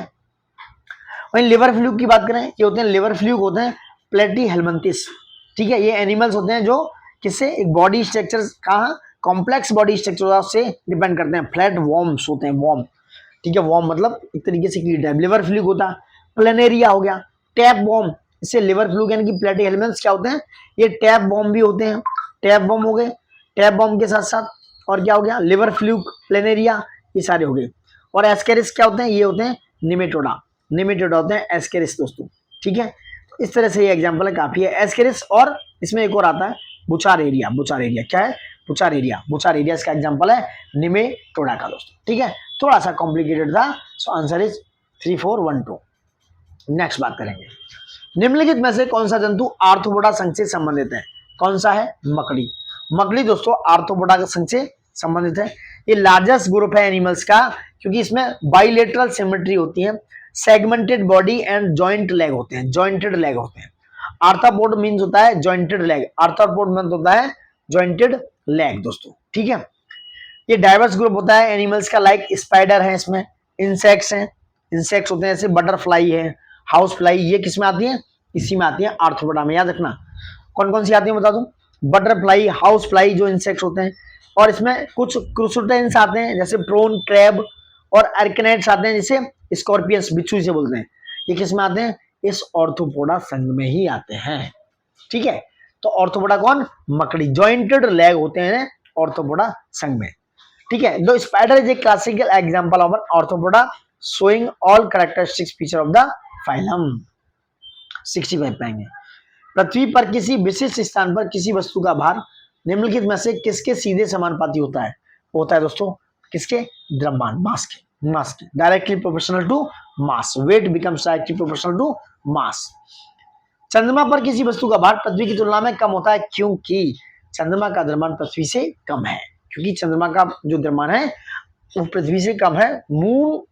मून का mass is much smaller and its radius is less from the earth because of the comparison of earth. Universal जो लॉ है ग्रेविटेशन का, ग्रेविटेशनल जो फोर्स है जिसे वेट भी बोलते हैं, is directly proportional of the mass of the celestial bodies and inversely proportional to the square of its radius, ठीक है। तो मून अट्रैक्ट करता है object with only about 1/6 to the force of the earth, कितना, 1/6। अगर पृथ्वी पर किसी वस्तु का किसी ऑब्जेक्ट का मास 60 है तो पर चंद्रमा पर कितना होगा, 10 किलोग्राम, 60 से बनता है। सापेक्ष घनत्व किसी पदार्थ के घनत्व और जल के घनत्व का अनुपात होता है, सापेक्ष घनत्व जिसे बोलते हैं relative density is the ratio of the density of a substance to the density of water. सापेक्ष घनत्व का उपयोग किसी पदार्थ की शुद्धता निर्धारित करने के लिए किया जा सकता है। Relative density can be used to determine the purity of a substance, ठीक है। So now is D is the right answer. सापेक्ष घनत्व का उपयोग किसी पदार्थ की शुद्धता निर्धारित करने के लिए किया जा सकता है, सो क्या है, D is the right answer, both are right. 68 की बात करेंगे, निम्नलिखित कथनों पर विचार करेंगे। कार्य तभी कहा जाता है जब किसी वस्तु पर बल लगाया जाए और बल की दिशा में विस्थापित हो, ठीक है। यदि कोई व्यक्ति दीवार पर बल लगाता है लेकिन दीवार नहीं हिलती तो भी वैज्ञानिक परिभाषा के अनुसार कार्य हुआ माना जाता है, नहीं भाई, जब कोई चीज विस्थापित ही नहीं हुई तो किस तरीके का काम। Work is defined as the application of a force that cause displacement of an object in the direction of the force, ठीक है। और जो कार्य है किसके द्वारा, आपने जो फोर्स अप्लाई किया है किसको, दीवार को हटाने के लिए, उस पर काम हुआ ही नहीं, तो वर्क इज जीरो। नेक्स्ट बात करेंगे, एक joule is the amount of energy required to, एक मिनट, एक joule is the amount of energy required to moves an object within 1 newton force through 1 metre, ठीक है। सुनाओ, एक जूल ऊर्जा का मात्रा का जो आवश्यक होता है 1 न्यूटन बल द्वारा किसी वस्तु को 1 मीटर विस्थापित करने के लिए। So now energy is defined is capacity to do work. So 1 newton बल 1 जूल ऊर्जा का मात्रक है किसी वस्तु को 1 मीटर विस्थापित करने के लिए, ठीक है। नेक्स्ट बात है, किसी ध्वनि की प्रबलता या मृदुता यानी कि उसकी किसी ध्वनि का लाउडनेस और सॉफ्टनेस किस चीज पर निर्धारित करता है, किस पर, उसके आयाम पर, किस पर, लाउडनेस और softness of A sound is determined by amplitude, यानी कि प्रबलता उसकी या सॉफ्टनेस उसकी एम्पलीट्यूड यानी कि आयाम पर निर्धारित होती है दोस्तों, किस पर, आयाम पर। नेक्स्ट बात करेंगे, ठीक है। A sound wave travel away from its source, its amplitude and hence its loudness gradually decrease. किसी ऑब्जेक्ट से किसी सोर्स से दूर जाती है तो उसकी क्या होती है, कम हो जाती है, आपने पता होगा। अब आते हैं 71 पे। वर्ष 2024 में सूरबाला के उपन्यास कौन देश को वासी वेणु की डायरी हेतु कौन सा प्रतिष्ठित साहित्य पुरस्कार दिया गया दोस्तों? यह है व्यास सम्मान। व्यास सम्मान दोस्तों, किसको व्यास सम्मान दिया गया है? किसको? के बिरला फाउंडेशन के द्वारा 1991 में ये सारे सम्मान को, सारे रिवॉर्ड्स को क्या किया गया था? एस्टेब्लिश किया गया था। Most prestigious literary honours. NHI परियोजना के अनुसार उत्तर प्रदेश के पहले डिजिटल राजमार्ग में कौन से 2 शहरों की कनेक्टिविटी होगी? Very important. NHI काम कर रहा है बाराबंकी और बहराइच को, बाराबंकी और बहराइच को जोड़ने की बात है, और ये 101 किलोमीटर का स्पेन है दोस्तों, 101 किलोमीटर की दूरी है बाराबंकी और बहराइच को। It is the Uttar Pradesh first digital highway as per the NHAI project. समझ रहे हैं? नेक्स्ट बात करेंगे। भारत ने उन्नत अनुसंधान में सहायता हेतु अपना पहला डायबिटीज बायो बैंक कहाँ स्थापित किया है? ये क्या है दोस्तों? कहां पर किया है? ये क्या है? Madras diabetes research centre Chennai में। कहां पर? मद्रास डायबिटीज रिसर्च सेंटर, कहां पर? चेन्नई में। इसका कोलैबोरेशन किस किसका है? ये है ICMR, Indian council of medical research, याद रखना ऐसे क्वेश्चन आते हैं, और MDRF, Madras diabetes research foundation और ICMR का क्या है? एक ज्वाइंट कोलैबोरेशन है। नेक्स्ट, डेजर्ट नाइट वायु अभ्यास के संबंध में निम्नलिखित कथनों पर विचार कीजिए। क्या है डेजर्ट नाइट? इस अभ्यास में त्रिपक्षीय नहीं, रक्षा सहयोग हेतु भारत फ्रांस नहीं, डेजर्ट नाइट इनके बीच नहीं थी। यह अभ्यास अरब सागर के ऊपर आयोजित किया गया था दोस्तों। ठीक है, आंसर पूछ रहे हैं कौन सा है? बी, केवल 2 दोस्तों। क्योंकि डेजर्ट नाइट जो एक्सरसाइज है इसमें इंडिया के साथ दोस्तों फ्रांस के साथ दोस्तों UAE इन्वॉल्व था। ठीक है, USA नहीं, UAE यानी कि अबू धाबी। इंडियन एयरफोर्स इसमें पार्टिसिपेट की। सुखोई 30 MKI, जगुआर, IL-78, ये सारे रिफ्यूलर। IL-78 क्या है? ये हवा में रिफ्यूल करने वाला, दोबारा हवा रिफ्यूल यानी फ्यूल ईंधन भरने वाला क्या है? एयरक्राफ्ट है। AEW&C सिस्टम था, जिसे आवाका सिस्टम बोला जाता है, operating from Jamnagar on India's west coast. कौन सा सही है? सुनाओ, बी, क्योंकि ये अरबियन सी के ऊपर हुई, करीब 350 से 400 kilometre south west of Karachi. Next बात करेंगे किलाऊ ज्वालामुखी। किलाऊ जो ज्वालामुखी है दोस्तों, उसकी बात करने वाले हैं, जो अपने नित्य उद्गार के लिए यानी कि एक एक्टिव वल्केनो है, जो जाना जाता है निम्नलिखित में से किस देश में है? USA के हवाई में। किसमें? ये है बिग आइलैंड ऑफ हवाई पर, USA में दोस्तों। और यहाँ पर क्या है? हवाई वल्केनिक नेशनल पार्क भी सिचुएटेड है दोस्तों, USA में। नेक्स्ट बात करेंगे क्या है? बहुत इंपोर्टेंट बेहतरीन क्वेश्चन है। इसरो का आगामी स्पेसएक्स मिशन का प्राथमिक उद्देश्य क्या है? यह है उपग्रह डॉकिंग क्षमताओं का प्रदर्शन करना, the demonstrate satellite docking capabilities. इसके बाद इंडिया वर्ल्ड में 4थे नंबर पर डॉकिंग तकनीक वाला देश बन जाएगा, 4थे नंबर का। और 30 दिसंबर 2024 को PSLV C60 के द्वारा, किसके द्वारा दोस्तों? PSLV C60 के द्वारा इसको लॉन्च किया गया था। किसको? स्पेसएक्स मिशन को दोस्तों। ठीक है, नेक्स्ट बात करेंगे 77 पे। ठीक है, डॉकिंग मिशन है, समझ गए।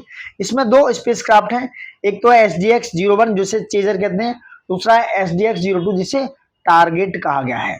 नेक्स्ट बात, नेटवर्क रेडीनेस इंडेक्स 2024 में भारत की रैंक क्या थी? यह 49 भी दोस्तों। नेटवर्क रेडीनेस इंडेक्स जो है NRI 2024, इंडिया 11 पोजीशन चढ़कर 2023 में इंडिया का रैंक कितना था? 60 था, और 2024 में इंडिया का रैंक हो गया कितना? 2024 में 49, 11 अंक का क्या है? इसमें एडवांसमेंट हुआ है दोस्तों। ठीक है, नेक्स्ट बात करेंगे 78 पे। निम्नलिखित में से कौन सा भारत का पहला शून्य अपशिष्ट हवाई अड्डा है दोस्तों? कौन सा है? देवी अहिल्याबाई होलकर हवाई अड्डा, इंदौर। दिसंबर 2024 की न्यूज है। इंडिया का first zero waste airport Devi Ahilyabai Holkar airport कहां पर है? इंदौर में। ठीक है, इसमें 4 R को लेकर स्ट्रेटजी है, ये पूछ सकते हैं। कौन कौन सी? रिड्यूस, रीयूज, रिसाइकल और रिस्टोर। रिड्यूस, रीयूज, रिसाइकल और restore, these are 4 R। Next बात करेंगे, वर्ष 2024 में महिला विश्व रैपिड शतरंज चैंपियनशिप किसने जीती? ये जीती दोस्तों कोनेरू हम्पी ने। किसने? कोनेरू हम्पी ने women's world rapid chess championship जीती 37 ईयर में, और ये कहाँ हुई? न्यूयॉर्क में। ये जो है न्यूयॉर्क में हुई दोस्तों, फिडे इंटरनेशनल चैंपियनशिप दोस्तों। नेक्स्ट बात करेंगे, भारत में आर्द्रभूमि संरक्षण के संबंध में बात होगी। भारत में आर्द्रभूमि संरक्षण के संबंध में इंदौर और उदयपुर रामसर अवसमय के तहत मान्यता प्राप्त आर्द्रभूमि शहरों के रूप में अंतर्राष्ट्रीय मान्यता प्राप्त करने वाले भारत के पहले शहर हैं। जनवरी 2025 तक भारत में 85 आर्द्रभूमियां हैं जो रामसर अवसमय के तहत संरक्षित हैं दोस्तों। देखो बात जनवरी के लिए सही है, बट इस समय 91 वेटलैंड हो चुकी हैं। 4 पहले जोड़ी गई थी, फिर 2 बाद में जोड़ दी गई। अब तक 91 क्या हो चुकी है? 91 रामसर साइट्स हो चुकी हैं इंडिया के अंदर। ठीक है, रजिस्ट्रेशन मेजर करना, ये सारे काम है इसके। सो C is the right answer. कौन सा शहर फ्यूचर मिनरल्स फोरम, कौन सा शहर फ्यूचर मिनरल्स फोरम की मेजबानी कर रहा है, जो खनन क्षेत्र के वैश्विक नेताओं का एक साथ ला रहा है दोस्तों? बहुत इंपोर्टेंट है। सऊदी अरब में रियाद उसकी कैपिटल है। जो फ्यूचर मिनरल्स फोरम है रियाद के सऊदी अरब में हुई, किंग अब्दुल्ला अजीज इंटरनेशनल कॉन्फ्रेंस सेंटर में। कहां पर? अब्दुल्ला अजीज कॉन्फ्रेंस इंटरनेशनल कॉन्फ्रेंस सेंटर में दोस्तों। और किसने इसको? Ministry of industry and mineral resource जो है कहां की? सऊदी अरब की, उसने इसको ऑर्गेनाइज किया। किसके अंडर में? किंग सलमान के अंडर में। किंग सलमान के अंडर में दोस्तों। The forum host delegate from over 85 countries के लोग यहां पर पहुंचे। किसमें? फ्यूचर मिनरल्स फोरम में। इंडिया की तरफ से इंडिया के union minister G Kishan Reddy including India union minister G Kishan Reddy. ठीक है, ये स्ट्रेंथ करा global collaboration in the mineral sector, specially Africa, western and central Asia. Got it? ये हो गया 81। देखो कितने बेहतरीन क्वेश्चन है, और ये क्वेश्चन मैं देख रहा था पेट में डायरेक्ट देखने को मिला है कि क्वेश्चन पेट में आया है डायरेक्टली। जनवरी 2024 में इसरो के अध्यक्ष के रूप में किसने पदभार संभाला है दोस्तों? ये है आपके वी नारायण। ये 11वें नंबर के इसरो के चेयरमैन है। 11वें नंबर के कौन है? चेयरमैन है डॉक्टर वी नारायण। ये इसरो के कौन है? Former director of ISRO's liquid propulsion system centre के डायरेक्टर हैं। किसके? लिक्विड प्रपोल्सन सिस्टम सेंटर की। कौन? Doctor V Narayan ISRO. इन्होंने चेयरमैन है, chairman of ISRO and secretary of the department of space and chairman of the space commission on कब से? 13 जनवरी 2025 से दोस्तों। और इन्होंने किसको सक्सीड किया है? इन्होंने रिप्लेस किया है एस सोमनाथ साहब को। एस सोमनाथ साहब को रिप्लेस किया है दोस्तों। ठीक है, वही बात करें डॉक्टर नारायण क्या है, थोड़ी सी और जानकारी कर लो इनके बारे में। डॉक्टर नारायण साहब एक वेटरन साइंटिस्ट हैं। उन्होंने 1984 में 1984 में इसरो ज्वाइन किया था। ठीक है, ये director of the liquid propulsion system centre, जो मैं एलपीएससी की बात कर रहा था, तो जनवरी 2018 में क्या थे? ये डायरेक्टर बने लिक्विड प्रोपल्सन सिस्टम सेंटर के दोस्तों। ठीक है, ये बहुत सारे एक्सपर्टीज हैं रॉकेट में, स्पेसक्राफ्ट प्रोपल्सन टेक्नोलॉजी में इनके पास। Got it? नेक्स्ट बात करते हैं दोस्तों। ठीक है, नेक्स्ट क्वेश्चन 83 बातें। भारत का पहला पुरातात्विक प्रायोगिक संग्रहालय किस राज्य में विकसित किया जा रहा है? ये दोस्तों गुजरात में। कहां पर? Gujarat. C is the right answer. C is the right answer, Gujarat में। मिनिस्ट्री ऑफ कल्चर के द्वारा इसको डेवलप किया रहा है। इंडिया का पहला आर्कियोलॉजिकल एक्सपेरियंशियल, ठीक है, म्यूजियम। कहां पर? वाडनगर, गुजरात में। ये क्वेश्चन आया हुआ है कहां पर? वाडनगर, गुजरात में। ठीक है, वाडनगर, गुजरात में। नेक्स्ट बात करेंगे, उत्तर प्रदेश का पहले double decker bus restaurant pumpkin का उद्घाटन कहां किया गया? ठीक है, कहां किया गया दोस्तों? ये किया गया प्रयागराज में, इलाहाबाद प्रयागराज में दोस्तों। उत्तर प्रदेश का डबल डेकर बस रेस्टोरेंट दोस्तों media centre in the Mahakumbh Mela area Prayagraj में किया गया था। नेक्स्ट बात करेंगे। नेक्स्ट, महाकुंभ 2025 के दौरान किसी विशेष एफएम चैनल की शुरुआत की गई थी, उसको बोला गया कुंभवाणी। क्या है? 10 जनवरी 2025 को यूपी के जो सीएम साहब हैं योगी आदित्यनाथ जी ने कुंभवाणी को 103.5 मेगाहर्ट्ज पर काम करने के लिए, क्या ये फ्रिक्वेंसी थी उसकी? फ्रिक्वेंसी। निम्नलिखित में से कौन सा शहर उत्तर प्रदेश में मुख्यमंत्री अभ्युदय समग्र विद्यालय स्थापित करने के लिए चयनित 10 जिलों में शामिल नहीं है दोस्तों? 86 है। कौन से 10 जिलों में शामिल नहीं है? यह है सी, कानपुर। कौन कौन से 10 जिले इनकी बात कर लेते हैं।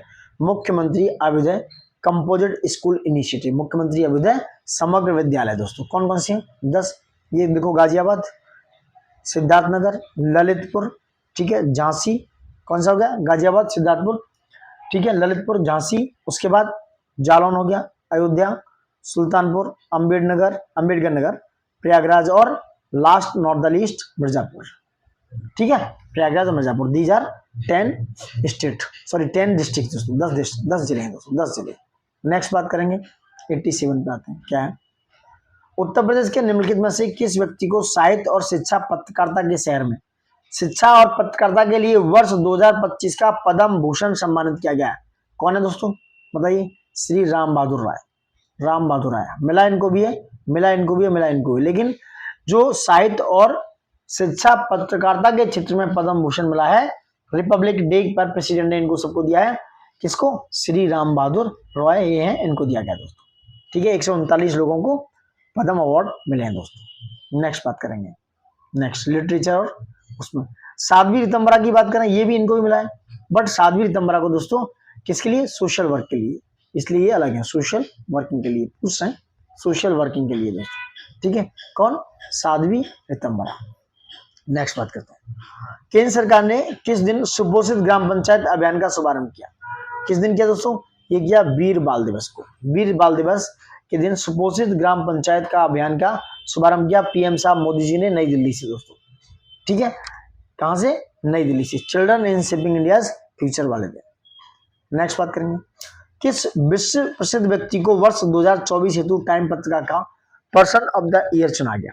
2024 के लिए डोनाल्ड ट्रंप, इससे पहले 2016 में भी ये ट्रंप चुने गए थे, ठीक है, 2016 में भी इनको चुना गया टाइम मैगजीन के द्वारा।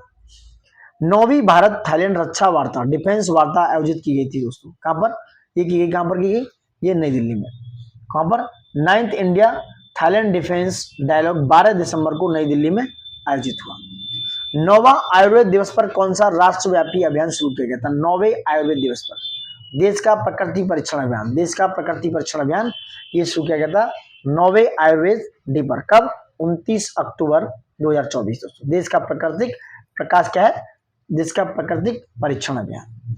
निम्नलिखित में से कौन सी प्रधानमंत्री राष्ट्रीय बाल पुरस्कार की अंतर्गत एक श्रेणी नहीं है? राष्ट्रीय बाल पुरस्कार यानी कि प्रधानमंत्री राष्ट्रीय बाल पुरस्कार के अंदर नहीं है, साहित्य नहीं है, बहादुरी, नवाचारी, खेल, ये तीनों है, क्योंकि ये ministry of women's and children development के अंदर में प्रधानमंत्री राष्ट्रीय बाल पुरस्कार ऑर्गेनाइज किए जाते हैं, ministry of women child and development के अंदर में। Got it. डिजिटल वॉरियर्स के संबंध में निम्नलिखित कथनों पर विचार कीजिए। 93 क्या है, यह मूल रूप से 2018 में फेक न्यूज का निवारण करने हेतु शुरू की गई थी। इसका जो फेक न्यूज आती है उनसे निजात पाने के लिए, उनसे लड़ने के लिए is the combat of the problem of fake news, digital warriors, ठीक है, 2018 में, ठीक है। एक्टिवेटिंग, ये कहां पर है, व्हाट्सएप पर, एक्टिवेटिंग इट ऑन व्हाट्सएप दोस्तों, ठीक है। दूसरा क्या है, डिजिटल वॉरियर्स के पास साइबर अपराधियों को दंडित करने और आधिकारिक नोटिस जारी करने का प्राधिकार होगा? नहीं, ऐसा कुछ नहीं, ऐसे राइट्स नहीं है डिजिटल वॉरियर्स के पास। सुनाओ इज द राइट आंसर। निम्नलिखित में से किसे 2024 का Oxford word of the year चुना गया दोस्तों? कौन है, यह ब्रेन रॉट, ये बहुत वर्ड चर्चा में रहा था, तो ऑक्सफोर्ड ने ब्रेन डॉट को चुना है दोस्तों, इसको ब्रेन डॉट दोस्तों, ठीक है। ये क्या होता है, ब्रेन जो रॉट है ये डिफाइंड होता है, suppose deterioration of a person mental और इंटेलेक्चुअल, क्या है, मेंटल और इंटेलेक्चुअल स्टेट, उसकी जो है ब्रेन रॉट कहते हैं कि आप दिमाग को सड़ा रहे हो, ये ब्रेन रॉट था। 95 पे आते हैं। निम्नलिखित में से कौन अपनी खरीद प्रक्रिया की सरकारी ई मार्केट प्लेस के साथ पूर्ण रूप से एकीकृत करने वाला भारत का पहला राज्य बन गया है? यह उत्तर प्रदेश। कौन, उत्तर प्रदेश, जो गवर्नमेंट ई मार्केट प्लेस पे सारे काम कर रहा है, जेम पर दोस्तों। नेक्स्ट बात करेंगे, Uttar Pradesh textile and garment policy 2022 के अंतर्गत राज्य के पहले निजी टेक्सटाइल पार्क का निर्माण किस जिले में किया जा रहा है? पहला राज्य का, यूपी का, स्टेट का पहला निजी, कहां पर दोस्तों, शामली, कहां पर, शामली में दोस्तों, ठीक है। कहां पर किया जा रहा है, डिस्ट्रिक्ट शामली में। 726 करोड़ रुपए का इसमें क्या है, इन्वेस्टमेंट है शामली डिस्ट्रिक्ट में, याद रखना इंपोर्टेंट क्वेश्चन था। विकसित पंचायत कर्मयोगी पहल किस अवसर पर शुरू की गई थी? ये सुशासन दिवस, कब, 25 दिसंबर को सुशासन दिवस पर, अटल बिहारी वाजपेयी की जन्म दिवस पर। प्रौद्योगिकी संवाद 2025 के संबंध में निम्नलिखित कथनों पर विचार कीजिए। क्या है प्रौद्योगिकी संवाद? यह नई दिल्ली में आयोजित किया गया? नहीं दोस्तों, प्रौद्योगिकी संवाद नई दिल्ली में नहीं, कहां पर? ये टेक्नोलॉजिकल डायलॉग 2025 बेंगलुरु में। कहां पर? बेंगलुरु में। सो पहला गलत हो गया, सो आंसर बी, ये सब हटा दो। इसके प्रारंभिक संस्करण का विषय था प्रौद्योगिकी कूटनीति के नए आयाम जोड़ना, यानी कि एक्सप्लोरिंग न्यू फ्रंटियर इन टेक्नोलॉजी डिप्लोमेसी। ये कहां पर हुई? बेंगलुरु में।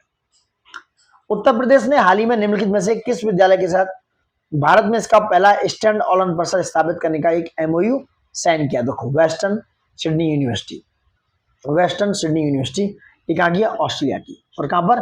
ग्रेटर नोएडा में। कहाँ पर? ग्रेटर नोएडा में। ये फोकस करेंगे सस्टेनेबल एग्रीकल्चर पे, एग्रीटेक पे, समझ रहे हैं आप, computer science, business and engineering पे ये फोकस करने वाली है यूनिवर्सिटी। डॉक्टर ऋतु करदाल श्रीवास्तव को राज्य सरकार द्वारा उत्तर प्रदेश गौरव सम्मान 2026 से सम्मानित किया गया, उनके संदर्भ में कौन सा कथन सही है? क्वेश्चन को बारीकी से पढ़ना भी एक बहुत बड़ी कला है, आर्ट है। तो डॉक्टर ऋतु करदाल श्रीवास्तव, उन्हें इसरो के मंगल ऑर्बिटर और चंद्रयान मिशन के तहत उप निदेशक के रूप में कार्य किया। दोस्तों, मंगल ऑर्बिटर मिशन 2013 में लॉन्च किया गया था, चंद्रयान मिशन 2023 में। ये डेट्स भी पूछी जाती हैं, याद रखना। निम्नलिखित पर विचार करना है। तेल रिसाव की निगरानी और भौगोलिक सीमाओं की ट्रैकिंग, सटीक कृषि डेटा के माध्यम से फसल की उपज में वृद्धि, भौगोलिक सीमा और भूमि उपयोग में परिवर्तन की निगरानी, कौन सा हाइपर स्पेक्ट्रल इमेजिंग प्रौद्योगिकी के उचित अनुप्रयोग है? तीनों, दीज और थ्री। हाइपर स्पेक्ट्रल इमेजिंग प्रौद्योगिकी यानी कि टेक्नोलॉजी। निम्नलिखित में से किस शहर में भारत का पहला एकीकृत अपशिष्ट प्रबंधन सह शिक्षण केंद्र स्थापित किया जाएगा? दोस्तों, ये कहां पर? गोरखपुर में। इंपोर्टेंट है, गोरखपुर में। गोरखपुर लोकेटेड उत्तर प्रदेश में है। क्या है? Integrated, India first integrated waste management city cum learning centre, garbage वगैरह के लिए। नेक्स्ट, बुनियादी पशुपालन सांख्यिकी, बुनियादी यानी कि बेसिक एनिमल हस्बेंड्री की बात हो रही है 2024 में। क्या है? बेसिक एनिमल हस्बेंड्री स्टैटिस्टिक्स 2024 के अनुसार उत्तर प्रदेश 2023-24 के दौरान शीर्ष दुग्ध यानी कि मिल्क प्रोडक्शन कंट्री स्टेट है, इसने देश के कुल दुग्ध उत्पादन में 16% से अधिक का योगदान दिया है। ठीक है, कौन सा? 16% से अधिक। ये डेटा याद रखना, उत्तर प्रदेश अकेला 16% का योगदान देता है। तमिलनाडु राष्ट्र उत्पादन में 12% से अधिक हिस्सेदारी के साथ मांस उत्पादन में अग्रणी राज्य बनकर उभर कर आया है। ये गलत हो गया दोस्तों, क्योंकि तमिलनाडु जो है उत्तर प्रदेश का 16.21% है। याद रखना, एग्जैक्ट डेटा बता दूं, 16.21% है। ठीक है, जो कहां पर है? उसके बाद राजस्थान आता है, यूपी के बाद उसके बाद कौन सा आता है? मध्य प्रदेश, फिर गुजरात, फिर महाराष्ट्र। याद रखना, Rajasthan, Madhya Pradesh, Gujarat and Maharashtra, 2, 3, 4 is the इनका क्या है? सीक्वेंसिंग है, इज द राइट। वहीं Tamil Nadu not the leading contributor to meat production, इसमें है वेस्ट बंगाल। वेस्ट बंगाल, तमिलनाडु हटा दो, ये आ गया पश्चिमी बंगाल, जहां 12.62% कंट्रीब्यूट करता है। कौन? वेस्ट बंगाल। उसके बाद आता है उत्तर प्रदेश दूसरे पे, तीसरे पे आता है कौन सा? महाराष्ट्र, चौथे पे आता है तेलंगाना और पांचवे पे आंध्र प्रदेश। तमिलनाडु तो 5 तक नहीं है दोस्तों, आंध्र प्रदेश 5वें नंबर तक आता है, ये 500 है, तो दूसरा गलत हो गया, पहला सही हो गया। Answer is 1। Andhra Pradesh top the list of the egg production, अंडे में सबसे ज्यादा किसके पास है? किसकी मोनोपोली है इसमें? आंध्र प्रदेश की, जो 17.85% प्रोडक्शन करता है। किसका? आंध्र प्रदेश का। Total egg production of country, दूसरे नंबर पर राजस्थान, जिसका क्या है? 47.53% है। किसमें? वूल प्रोडक्शन में, यानी ऊन के प्रोडक्शन में राजस्थान कितना है भाई? 50% तो इसी के पास लग रहा है, 47.53%। 47.3% ऊन ऊन ऊन वूल के प्रोडक्शन में। So now A is the right answer. ये डेटा बताना थोड़ा जरूरी हो जाता है। निम्नलिखित में से कौन सा संगठन भारत में एशिया के प्रमुख खाद्य एवं पेय व्यापार इंडस फूड के आयोजन हेतु उत्तरदायी है? कौन है दोस्तों? ये है टीपीसीआई। कौन है? टीपीसीआई। इंडस फूड सिंस जो है इंसेप्शन हो रहा है 2017 से। कहां से? 2017 से। और भारतीय व्यापार संबंधन परिषद इसकी क्या करता है? आयोजन करता है। The trade promotion council of India, याद रखना कौन है? इंडस फूड जो है ऑर्गेनाइज हुआ था ग्रेटर नोएडा में। ये पैट में क्वेश्चन आया करंट का, ठीक है। और इसको ऑर्गेनाइज किसने किया? इस इवेंट को एनुअली इवेंट ऑर्गेनाइज करता है trade promotion, TPCI, trade promotion council of India. What is? Next बात करें, बहुत इंपोर्टेंट है ये भी। भारत वन स्थिति रिपोर्ट 2023 के संदर्भ में क्या है? वर्ष 2021 के आंकड़ों की तुलना में उत्तर प्रदेश में सभी राज्यों की अपेक्षा वन और वृक्षारोपण में सबसे अधिक वृद्धि दर्ज की है? नहीं। कुछ भौगोलिक क्षेत्र के संबंध में वन आवरण के प्रतिशत के संदर्भ में मध्य प्रदेश में मिजोरम के बाद सबसे अधिक वन आवरण है। कह रहा है कौन सा सही है? दोनों ही गलत है दोस्तों। So not D is the right answer. ISFR 2023 की माने फॉरेस्ट सर्वे ऑफ इंडिया हर 2 साल पे करता है, ठीक है, ये याद रखना। तो टॉप 4 स्टेट्स दिखाता हूँ, टॉप 4 स्टेट्स बताता हूँ आपको। नंबर 1 जहां सबसे ज्यादा मैक्सिमम इंक्रीज हुआ है फॉरेस्ट एंड ट्री कवर दोनों में, याद रखना 2021 की तुलना में 23 में। नंबर 1 है छत्तीसगढ़, यहाँ 684 स्क्वायर किलोमीटर। नंबर 2 पर है उत्तर प्रदेश, यहाँ उत्तर प्रदेश नंबर 1 पे था, नहीं नंबर 2 पे। तो नंबर 1 छत्तीसगढ़ हुआ 684, नंबर 2 पर है उत्तर प्रदेश 559। ये छत्तीसगढ़ था 684, मिटा ही देता हूँ यारो, आंकड़े गड़बड़ हो जाते हैं। क्या है? छत्तीसगढ़ नंबर 1 पर है 684 के साथ, उत्तर प्रदेश नंबर 2 पर है 559 के साथ, उड़ीसा नंबर 3 पर है 559 के साथ, राजस्थान नंबर 4 पर है 394 के साथ। ठीक है, नेक्स्ट बात करेंगे। ये आंकड़ा हो गया आपका जो आकलन तुलना में था। अब बात करते हैं, क्या बात करते हैं इसमें? आंसर कौन सा है? दोनों, डी। मध्य प्रदेश जो है लार्जेस्ट टोटल फॉरेस्ट कवर नहीं है एरिया वाइज, ये है परसेंटेज में, यानी कि it comes to the percentage of the forest cover relative to total geographical area. तो नंबर 1 पे है लक्षद्वीप, इसमें 91.33% परसेंट के हिसाब से। नंबर 2 पे है मिजोरम, इसमें है 85.34%। नंबर 3 पे है अंडमान एंड निकोबार, जिसमें कितना है 81.62%। ठीक है, ये सारा डेटा है। कुछ और डेटा दिखाते हैं। टोटल फॉरेस्ट कवर की बात करें तो वो कितना हो गया? फॉरेस्ट एंड ट्री कवर 25.17%, 8,27,357 है। ठीक है, अगर फॉरेस्ट कवर की बात करें खाली फॉरेस्ट की तो है 21.76, और ट्री कवर की बात करें वो है 3.41%। दोनों को मिलाओगे तो 25.17 बैठेगा। मैंग्रोव 4,992 है। ठीक है, 19 स्टेट और यूनियन टेरिटरी का कभी 33% से ज्यादा जो कवर है वो है 19 स्टेट्स और यूनियन टेरिटरी के साथ में। ठीक है, तो बहुत सारा डिटेल हो गया। अब आगे बढ़ते, क्वेश्चन नंबर 106। भारत सरकार हाल ही में लॉन्च किए गए सार्वजनिक वितरण प्रणाली यानी कि PDS की आपूर्ति श्रृंखला के अनुकूलन उपकरण का नाम क्या है? क्या है दोस्तों? यह है अन्न चक्र। क्या है? अन्न चक्र। मिनिस्ट्री ऑफ कंज्यूमर अफेयर्स, याद रखना, कंज्यूमर अफेयर ने food and public distribution and new and renewable energy, जिसने अन्न चक्र को लॉन्च किया है किसका? सप्लाई चेन ऑप्टिमाइजेशन के लिए। करीब बात करें 4.37 लाख फेयर प्राइस शॉप हैं दोस्तों, और करीब 6,700 वेयर हाउसेस हैं। नेक्स्ट बात करेंगे 107 की तरफ बढ़ेंगे। क्या है? निम्नलिखित में से किस मंदिर को सांस्कृतिक विरासत संरक्षण हेतु यूनेस्को अवार्ड ऑफ डिस्टिंक्शन 2023 प्रदान किया गया है? यह अवध साईश्वर मंदिर दोस्तों, याद रखना 1300 ईयर ओल्ड अवध साईश्वर टेम्पल है। कहां पर? थुक्काची में। थुक्काची कहां पर है? तंजावर डिस्ट्रिक्ट तमिलनाडु में। थुक्काची तंजावर डिस्ट्रिक्ट कहां पर है? तमिलनाडु में। यह है अवध साईश्वर मंदिर दोस्तों। यूनेस्को का अवार्ड ऑफ डिस्ट्रिक्शन 2023 में किसके? Part of the Asia Pacific award of cultural heritage, उसमें इसको अवध भास्कर मंदिर को दिया गया दोस्तों। ये टेम्पल ओरिजिनली अगर बात करें तो विक्रम चोला, जो कोलोतुंग, कौन था? कुलोतुंग चोल राजा था, विक्रम चोला, उसके द्वारा क्या किया गया? ओरिजिनली कंस्ट्रक्शन किया गया था इसका अवध साई मंदिर जो तमिलनाडु में। निम्नलिखित में से कौन सा संगठन भारत में तस्करी शीर्षक वार्षिक रिपोर्ट जारी करता है? कौन सी? स्मगलिंग इन इंडिया, या DRI, directorate of revenue intelligence. देखो NCR भी NC भी लगाते सब, ऐसा नहीं है। रिपोर्ट कौन जारी करता है? NCB का काम नार्कोटिक्स का अलग है।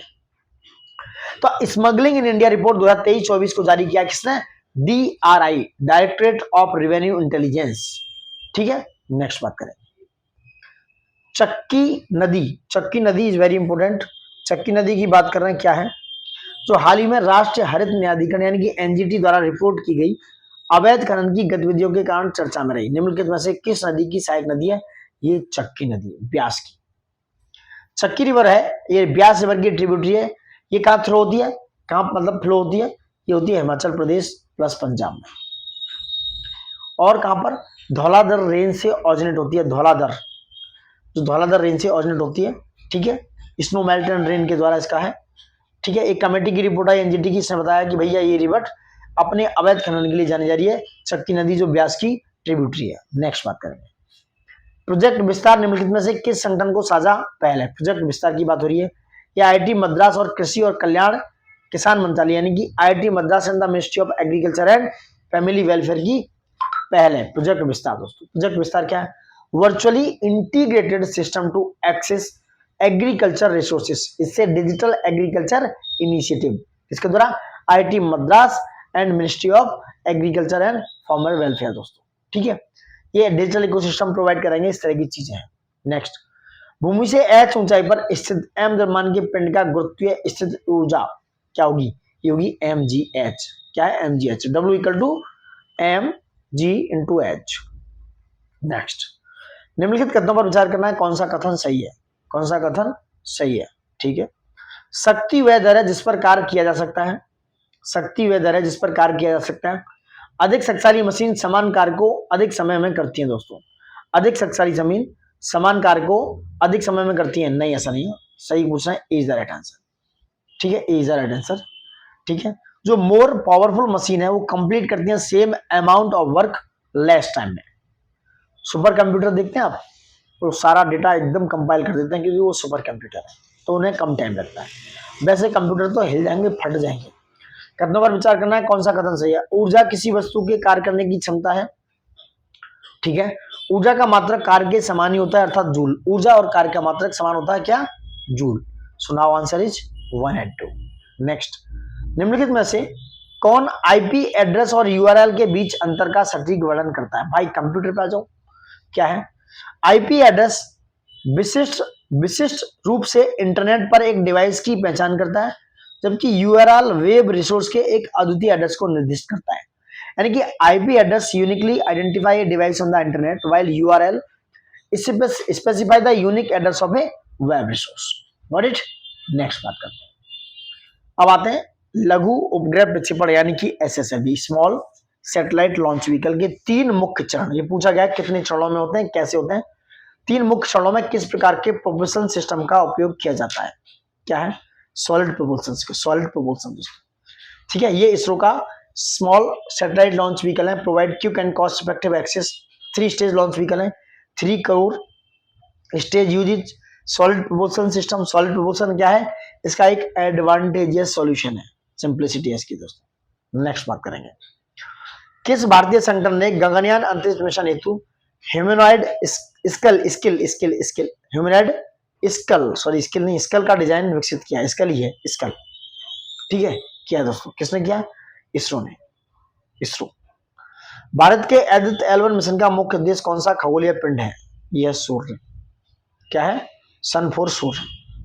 ठीक है, आदित्य L1 इंडिया का पहला first space based solar observatory mission है जो इसरो ने लॉन्च किया। दोस्तों ठीक है, इसमें लैग्रेंजियन पॉइंट है L1 पे, स्टेबल पॉइंट है बिटवीन द L1, एक पॉइंट है लैग्रेंजियन, जिसको बोलते हैं L Lagrangian point between the sun and earth, between the earth and sun, to provide an uninterrupted view of the sun.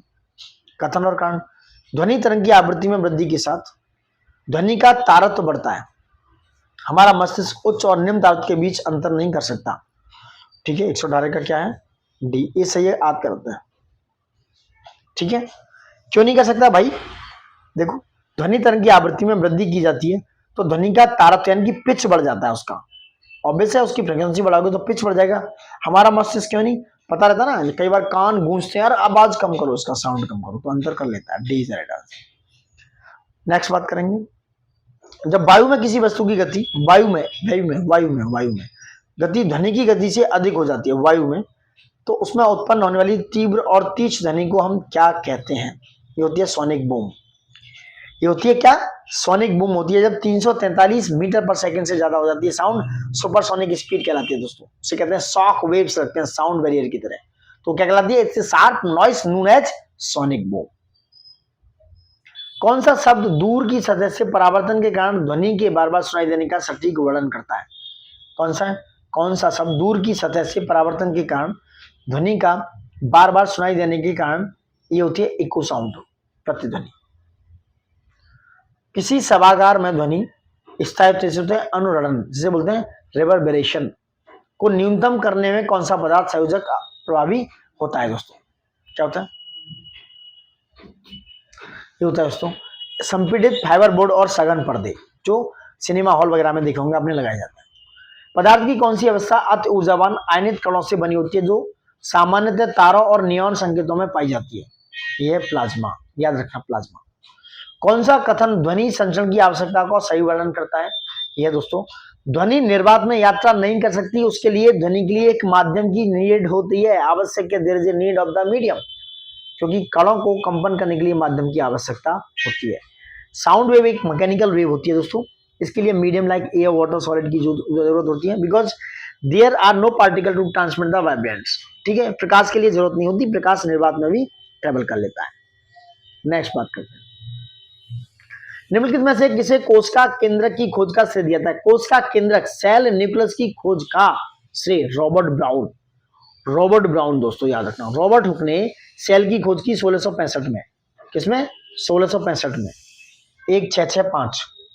Next बात करेंगे क्या है, निम्नलिखित में से कौन सा सूक्ष्म जीवियों के 4 प्रमुख समूह का सही प्रतिनिधित्व करता है? यानी कि these are the major group of 4 major group of micro organism. ये क्या है, कौन सा दोस्तों? ये है जीवाणु, ठीक है, कवक, शैवाल और प्रोटोजोआ। ठीक है, माइक्रोब्स होते हैं classified in the 4 major group, इसे बोलते हैं बैक्टीरिया, जो हो गया कौन, उसके बाद फंगी, प्रोटोजोआ और सम एल्गी, तो ये हो गए एल्गी, हो गया प्रोटोजोआ।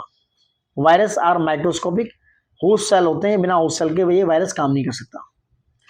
पेनिसिलिन के प्रतिजीवाणु गुणों की खोज किसने की? ये की थी दोस्तों अलेक्जेंडर फ्लेमिंग। एंटीबैक्टीरियल प्रोपोर्टिंग कब? 1929 में, 1929 में। रेयान के संबंध में निम्नलिखित में से कौन सा कथन सही नहीं है? रेयान के संदर्भ में, यह काष्ठ की लुगदी से प्राप्त होता है, इसलिए इसे एक प्राकृतिक रेशा, ये गलत है, बाकी के सारे सही। इसे प्राकृतिक रेशम की तरह बुना और रंगा जा सकता है, इसे रेशम के कृत्रिम विकल्प के रूप में विकसित किया जा सकता है, यह प्राकृतिक रेशम की तुलना में अधिक संवेदनीय, यानी कि ये मोर अफोर्डेबल है। नीले लिटमस पेपर को लाल करने के गुण किसकी विशेषता है? अम्ल की। नीले यानी कि ब्लू को ये रेड कर देता है अम्ल, और वहीं क्षार रेड को ब्लू कर देता है, ये क्षार। HDMI का तात्पर्य क्या है?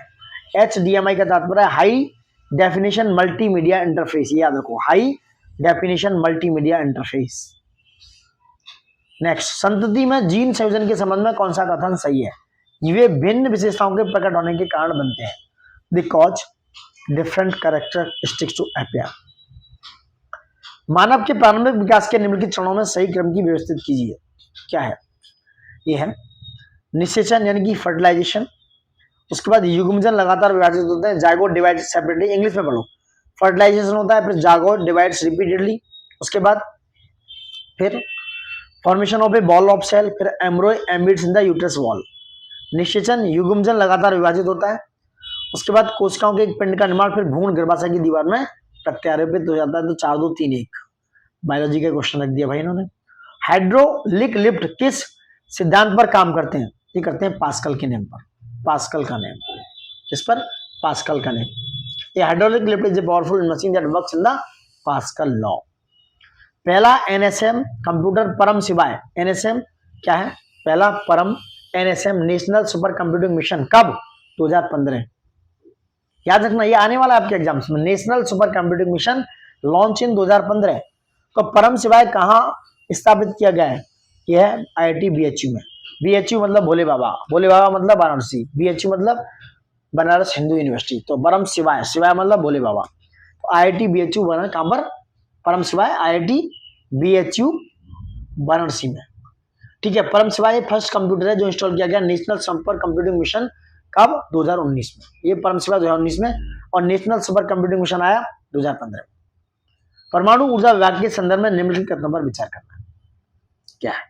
परमाणु ऊर्जा विभाग डिपार्टमेंट ऑफ एटॉमिक एनर्जी की स्थापना 1954 में हुई और प्रधानमंत्री की प्रत्यक्ष प्रभार के अधीन कार्य करता है, यानी कि प्रधानमंत्री ji under the direct charge of the PM, किसके? Department of atomic energy. So right. परमाणु ऊर्जा विभाग में भारत सरकार का सचिव परमाणु ऊर्जा आयोग का पदेन अध्यक्ष भी होता है, यानी कि secretary of the government of India in the department of atomic energy is also the ex official chairman of atomic energy commission. So answer is C. इसको 1954 में किया गया, ठीक है, सारी चीजें सही है, दैट्स गुड। न्यूक्लियर प्रोग्राम के भी हेड होते हैं ये 135। निम्नलिखित में से कौन सा युग्म सही सम्मिलित नहीं है? कौन सा युग्म सही सम्मिलित नहीं है? देखो, जीडी बिरला पुरस्कार चिकित्सा विज्ञान सहित विज्ञान में अनुसंधान हेतु प्रदान किया जाता है। शांति स्वरूप भटनागर पुरस्कार 50 वर्ष से अधिक आयु के वैज्ञानिक इसके लिए पात्र नहीं, ये गलत है, ये सही नहीं है। शांति स्वरूप भटनागर प्राइज दोस्तों 45 साल से ऊपर के, देखो ऐसे पूछ सकता है क्वेश्चन, 45 ईयर से जो लोग ऊपर हैं तो up to the age of 45 not 50, ठीक है। ये most prestigious multidisciplinary science award है। ये 1958 में एस्टेब्लिश किया गया था और किसके द्वारा? CSIR, council of scientific and industrial research के द्वारा। कलिंगा प्राइज ये है विज्ञान को लोकप्रिय बनाने हेतु यूनेस्को द्वारा प्रदान किया जाता है और ये 1952, कलिंगा 1952 में, ठीक है, एस्टेब्लिश किया गया था। नेक्स्ट बात करें दोस्तों, ये ओम प्रकाश भसीन पुरस्कार, ये साइंटिफिक एंड टेक्नोलॉजिकल एक्सीलेंस में दिया जाता है। इसमें क्या है? 1 लाख रुपए का प्राइज मिलता है, कैश प्राइज, समझ रहे हैं। नेक्स्ट बात करते हैं, निम्नलिखित में से किसे ऑपरेटिंग सिस्टम का मुख्य कार्य माना जा सकता है? क्या है? निम्नलिखित में से किसे ऑपरेटिंग सिस्टम का मुख्य कार्य माना जा सकता है? कौन सा है दोस्तों? कौन सा है? सीपीयू समय और अन्य संसाधनों को आवंटित कर प्रक्रियाओं को निष्पादन का प्रबंध करता है। मैं इंग्लिश में भी देखूंगा थोड़ा सा, I need English. Managing the execution of the process by the allocating CPU time and other resources, ठीक है। एक नेटवर्क में कई उपकरणों के बीच इंटरनेट बैंडविड्थ उपयोग का समन्वय करना ऑपरेटिंग सिस्टम का काम है क्या? नहीं, ये नहीं है, 2 हटा दो, answer is B. Input output उपकरणों को संभालना और विश्वसनीय इंटरेक्शन सुनिश्चित करना, सुरक्षित और फाइल के कुशल प्रबंधन के माध्यम से स्टोरेज में डेटा को व्यवस्थित करना इसका काम है ऑपरेटिंग सिस्टम का। So answer is B. बौद्धिक संपदा अधिकार IPR, इंटेलेक्चुअल प्रॉपर्टी राइट्स की बात हो रही है। क्या है? बौद्धिक संपदा अधिकार रचनाकारों को किसी भी भौतिक संपत्ति की तरह अपने आविष्कारों, कलात्मक, साहित्यिक कार्य से लाभ अर्जित करने की सुविधा प्रदान करता है। इन अधिकारों को मानवाधिकारों का सार्वभौम घोषणा के अनुच्छेद 27 में मान्यता प्राप्त है। कौन सा सही है? IPR के मामले में डी, दोनों बोथ आर सही, D is the right answer, ठीक है। इंटेलेक्चुअल प्रॉपर्टी राइट्स दोनों सही है दोस्तों इसके बारे में। नेक्स्ट, निम्नलिखित में से कौन सा आर्टिफिशियल इंटेलिजेंस में पैटर्न पहचान का उदाहरण है? ये दोस्तों फेशियल रिकॉग्निशन का उपयोग फॉर फोन अनलॉक करना, ये है आर्टिफिशियल इंटेलिजेंस में पैटर्न पहचान का उदाहरण। नेक्स्ट, क्लाउड कंप्यूटिंग में क्लाउड किसके लिए एक रूपक है? इंटरनेट के लिए। Cloud is cloud computing synthesize या सिंबलाइज द इंटरनेट, ठीक है। नेक्स्ट, भारतीय वायुसेना में Su-30 MKI फाइटर जेट के साथ कौन सा क्रूज मिसाइल संस्कृत एकीकृत है? कौन सा है दोस्तों? यह ब्रह्मोस। ब्रह्मोस Su-30 MKI में ब्रह्मोस को इक्विप्ड किया गया है। ब्रह्मोस क्या है? ब्रह्मोस इंडिया और रशिया का एक जॉइंट वेंचर है जिसकी जो टारगेट क्षमता है हिटिंग 2.8 से 3 है और ये 300 से 400, करीब 200 से 400 इसकी रेंज बढ़ाई जा सकती है, 290 से 300-400 के बीच में, ठीक है। नेक्स्ट बात करते हैं, 140 पे आते हैं। जैव ईंधन के संदर्भ में कौन सा कथन सही है? क्या है? यह वनस्पति तेलों और पशु वसा से प्राप्त नवीकरणीय ईंधन है। कौन? जैव ईंधन दोस्तों। Biodiesel is an eco friendly renewable alternative to conventional diesel, ठीक है। सुनाओ इज राइट आंसर, ठीक है। कौन सा सही होगा?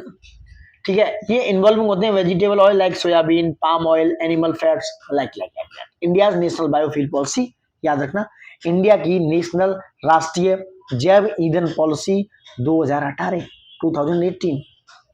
The country aim to 5% biodiesel blending on 2030, तो 2030 तक इनको 5% क्या है एम है इनका कि बायोडीजल को ब्लेंड करना है पेट्रोल डीजल में दोस्तों 2030 तक, ठीक है। नेक्स्ट बात करेंगे, क्वेश्चनों का लेवल बहुत बेहतरीन है, कंटेंट बहुत बेहतरीन है, लाइक शेयर सब्सक्राइब जरूर कीजिएगा दोस्तों, क्योंकि हमारे लिए और आपके लिए दोनों के लिए जरूरी है, ठीक है। सो ज्यादा से ज्यादा लाइक शेयर सब्सक्राइब करते रहिए दोस्तों। चलो पीढ़ी और प्रक्षेपण यान की बात करें।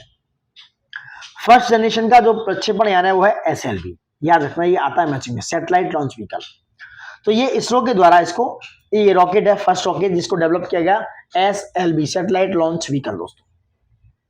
सेकंड जनरेशन का है, both the SLV and ASLV were capable of carrying capacity up to 150 kilogram, but ASLV दोस्तों जो सेकंड है, ऑगमेंटेड सैटेलाइट लॉन्च व्हीकल है, SLV के आगे A लगा दो, और ये 1990 में आया, कब? 1990 में, ठीक है।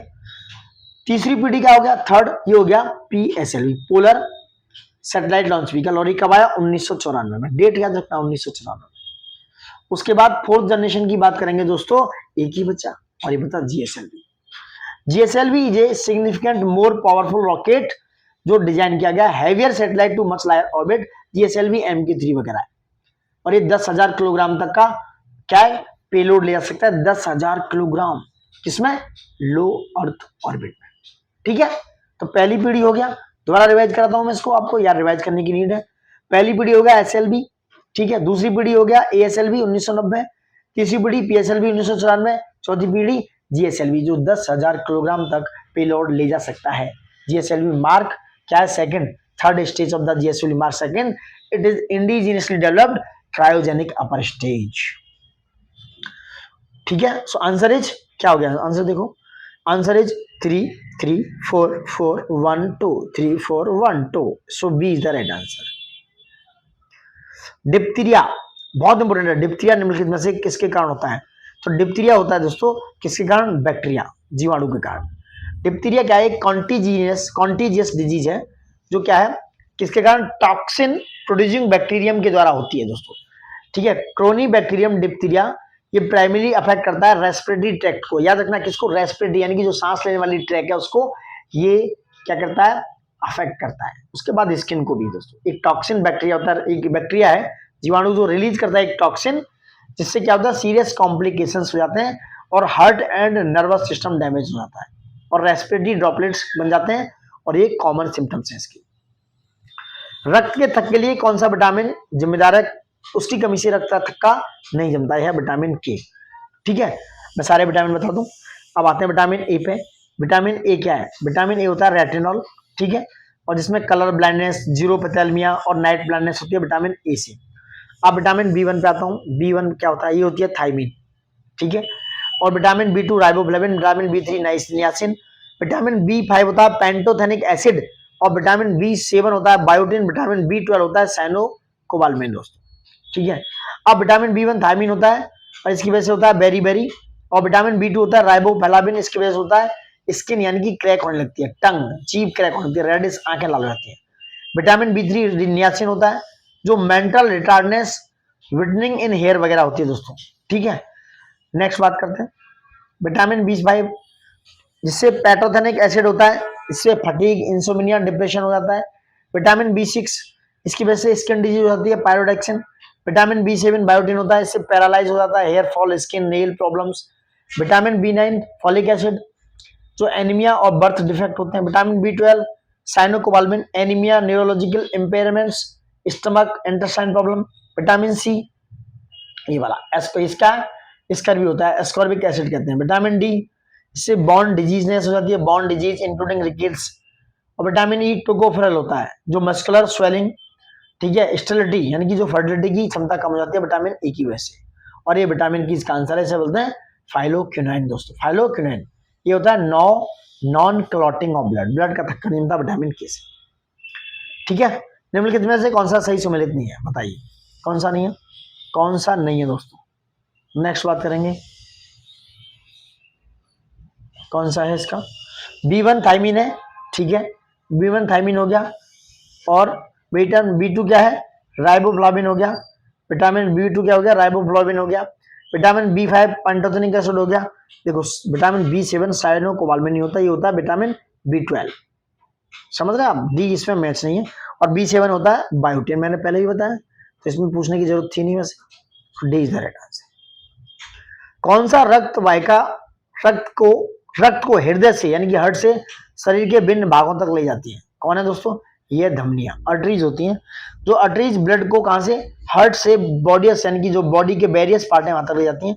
ऑल अर्टरीज ऑक्सीजनेटेड ब्लड, शुद्ध रक्त ले जाती हैं हार्ट से, कहां पर, पल्मोनरी अर्टरीज में दोस्तों, कहां पर, पल्मोनरी अर्टरीज में। ठीक है, समझ रहे हैं आप, ये इलास्टिक मस्कुलर वॉल्स होती हैं, अर्टरीज है, ठीक होती है। अम्लीय वर्षा के पीएच के साथ वर्षा जल का संदर्भित करती है, अम्लीय वर्षा नीचे एक पीएच संदर्भित करती है दोस्तों 5.6, कितना, जो रेन वाटर होता है वो करीब एसिड रेन होता है, इसका पीएच करीब गिर के हो जाता है 5.6, ठीक है, कितना, 5.6। नेक्स्ट बात करेंगे क्या है? संयोजक संयोजक इलेक्ट्रॉन परमाणु के किस भाग में पाए जाते हैं? संयोजक इलेक्ट्रॉन परमाणु के सबसे बाह्य कक्ष में, यानी कि द आउटर मोस्ट सेल में पाए जाते हैं। नेक्स्ट 49 बहुत इंपोर्टेंट है ये। क्रिस्टलीकरण के संदर्भ में निम्नलिखित कथनों पर विचार करना है। क्या है? क्रिस्टलीकरण एक प्रक्रिया है जिसका उपयोग घोल से क्रिस्टल के रूप में शुद्ध ठोस प्राप्त करने के लिए किया जाता है। क्रिस्टलीकरण में अशुद्ध ठोस पदार्थ को एक विलायक के साथ गर्म किया जाता है, फिर गर्म अवस्था में छाना जाता है और उसके बाद प्राप्त निस्संदेह यानी कि फिल्ट्रेट का ठंडा किया जाता है ताकि शुद्ध क्रिस्टल बन सके। दोनों सही है। D is the A is the right answer. Both are crystallization is induced indeed the separate pure solid. ठीक है, A is the right answer. Next है last question of the day, not the least. प्रकाश के गुणों के संदर्भ में निम्नलिखित कथनों पर विचार करना है। क्या है दोस्तों? लाइट प्रॉपर्टीज ऑफ लाइट की बात हो रही है। प्रकाश ऊर्जा का एक रूप है जिसे विद्युत चुंबकीय तरंगों के रूप में प्रकाशित किया जाता है। प्रकाश सीधी रेखा में संचरित होता है और सामान्यतः एक किरण के रूप में प्रदर्शित होता है। Both is right. इंग्लिश में पढ़ो। Light is a form of energy, ठीक है, that is propagated as electromagnetic waves and light travels in a straight line and is usually represent as a ray. तो both are right answer regarding this. Light vacuum में भी travel करता है, जबकि sound waves vacuum में भी उनके लिए किसी ना किसी मीडियम की नीड होती है दोस्तों। तो ये 150 क्वेश्चंस आपके कंप्लीट हो गए दोस्तों। तो सबसे जरूरी यही है कि लाइक शेयर सब्सक्राइब दोस्तों ज़्यादा से ज़्यादा कीजिए और आप हमारे साथ बने रहिए, लास्ट तक देखते रहिए। उसके लिए बहुत बहुत धन्यवाद है। एक और चीज़ मैं इसके बारे में बता दूं, लाइट के बारे में। तो लाइट स्ट्रेट लाइन में ट्रेवल करते हैं, ठीक है। इसकी जो वेवलेंथ है लाइट की, wavelength of visible light range होती है 390 से दोस्तों 700 नैनोमीटर तक, याद रखना 700 नैनोमीटर तक, ठीक है। With the spectrum different wavelength correspond to the colours red, orange, yellow, green, cyan, blue and violet. और लाइट जो ट्रेवल करती है वो वैक्यूम में सबसे फास्ट करती है। उसकी वो होती है 3 × 10⁸ मीटर पर सेकेंड। आपने देखा होगा, समझा होगा, ये लाइट की स्पीड है, ठीक है। तो ये सारी चीजें थी, और भी चीजें होती हैं जो लाइट के बारे में, जैसे कुछ रे होती हैं ड्यूरिंग फिनोमेना, लाइक रिफ्लेक्शन होता है, डिफ्यूजन होता है, as a wave during interference, diffraction and polarisation and as a particle in effect such as the photo electric effect दोस्तों। तो ये सारी चीजें होती हैं इस लाइट में ही, ठीक है, क्या होती है लाइट में। तो ये 150 क्वेश्चन थे साइंस के दोस्तों। मुझे लगता है बहुत ही खूबसूरत क्वेश्चन हैं, बहुत ही खूबसूरत टेस्ट है। मुझे लगता है आपको लास्ट तक बने रहना चाहिए, देखना चाहिए और ज़्यादा से ज़्यादा अपने दोस्तों तक शेयर सब्सक्राइब करते रहना चाहिए, क्योंकि दोस्तों ऐसा कंटेंट जल्दी नहीं मिलता है। इसको मल्टीपल टाइम रिवीजन करो जिससे आपको एग्जाम्स में एनहेंसमेंट मिले और एक्यूरेसी बरकरार रहे। और सबसे ज़रूरत फीडबैक देके आप अपने कमेंट में ये बताइए कि आपने कितने क्वेश्चन सही किए हैं। सो देखने के लिए धन्यवाद दोस्तों। Thank you for watching it and जय हिंद, नमस्कार दोस्तों।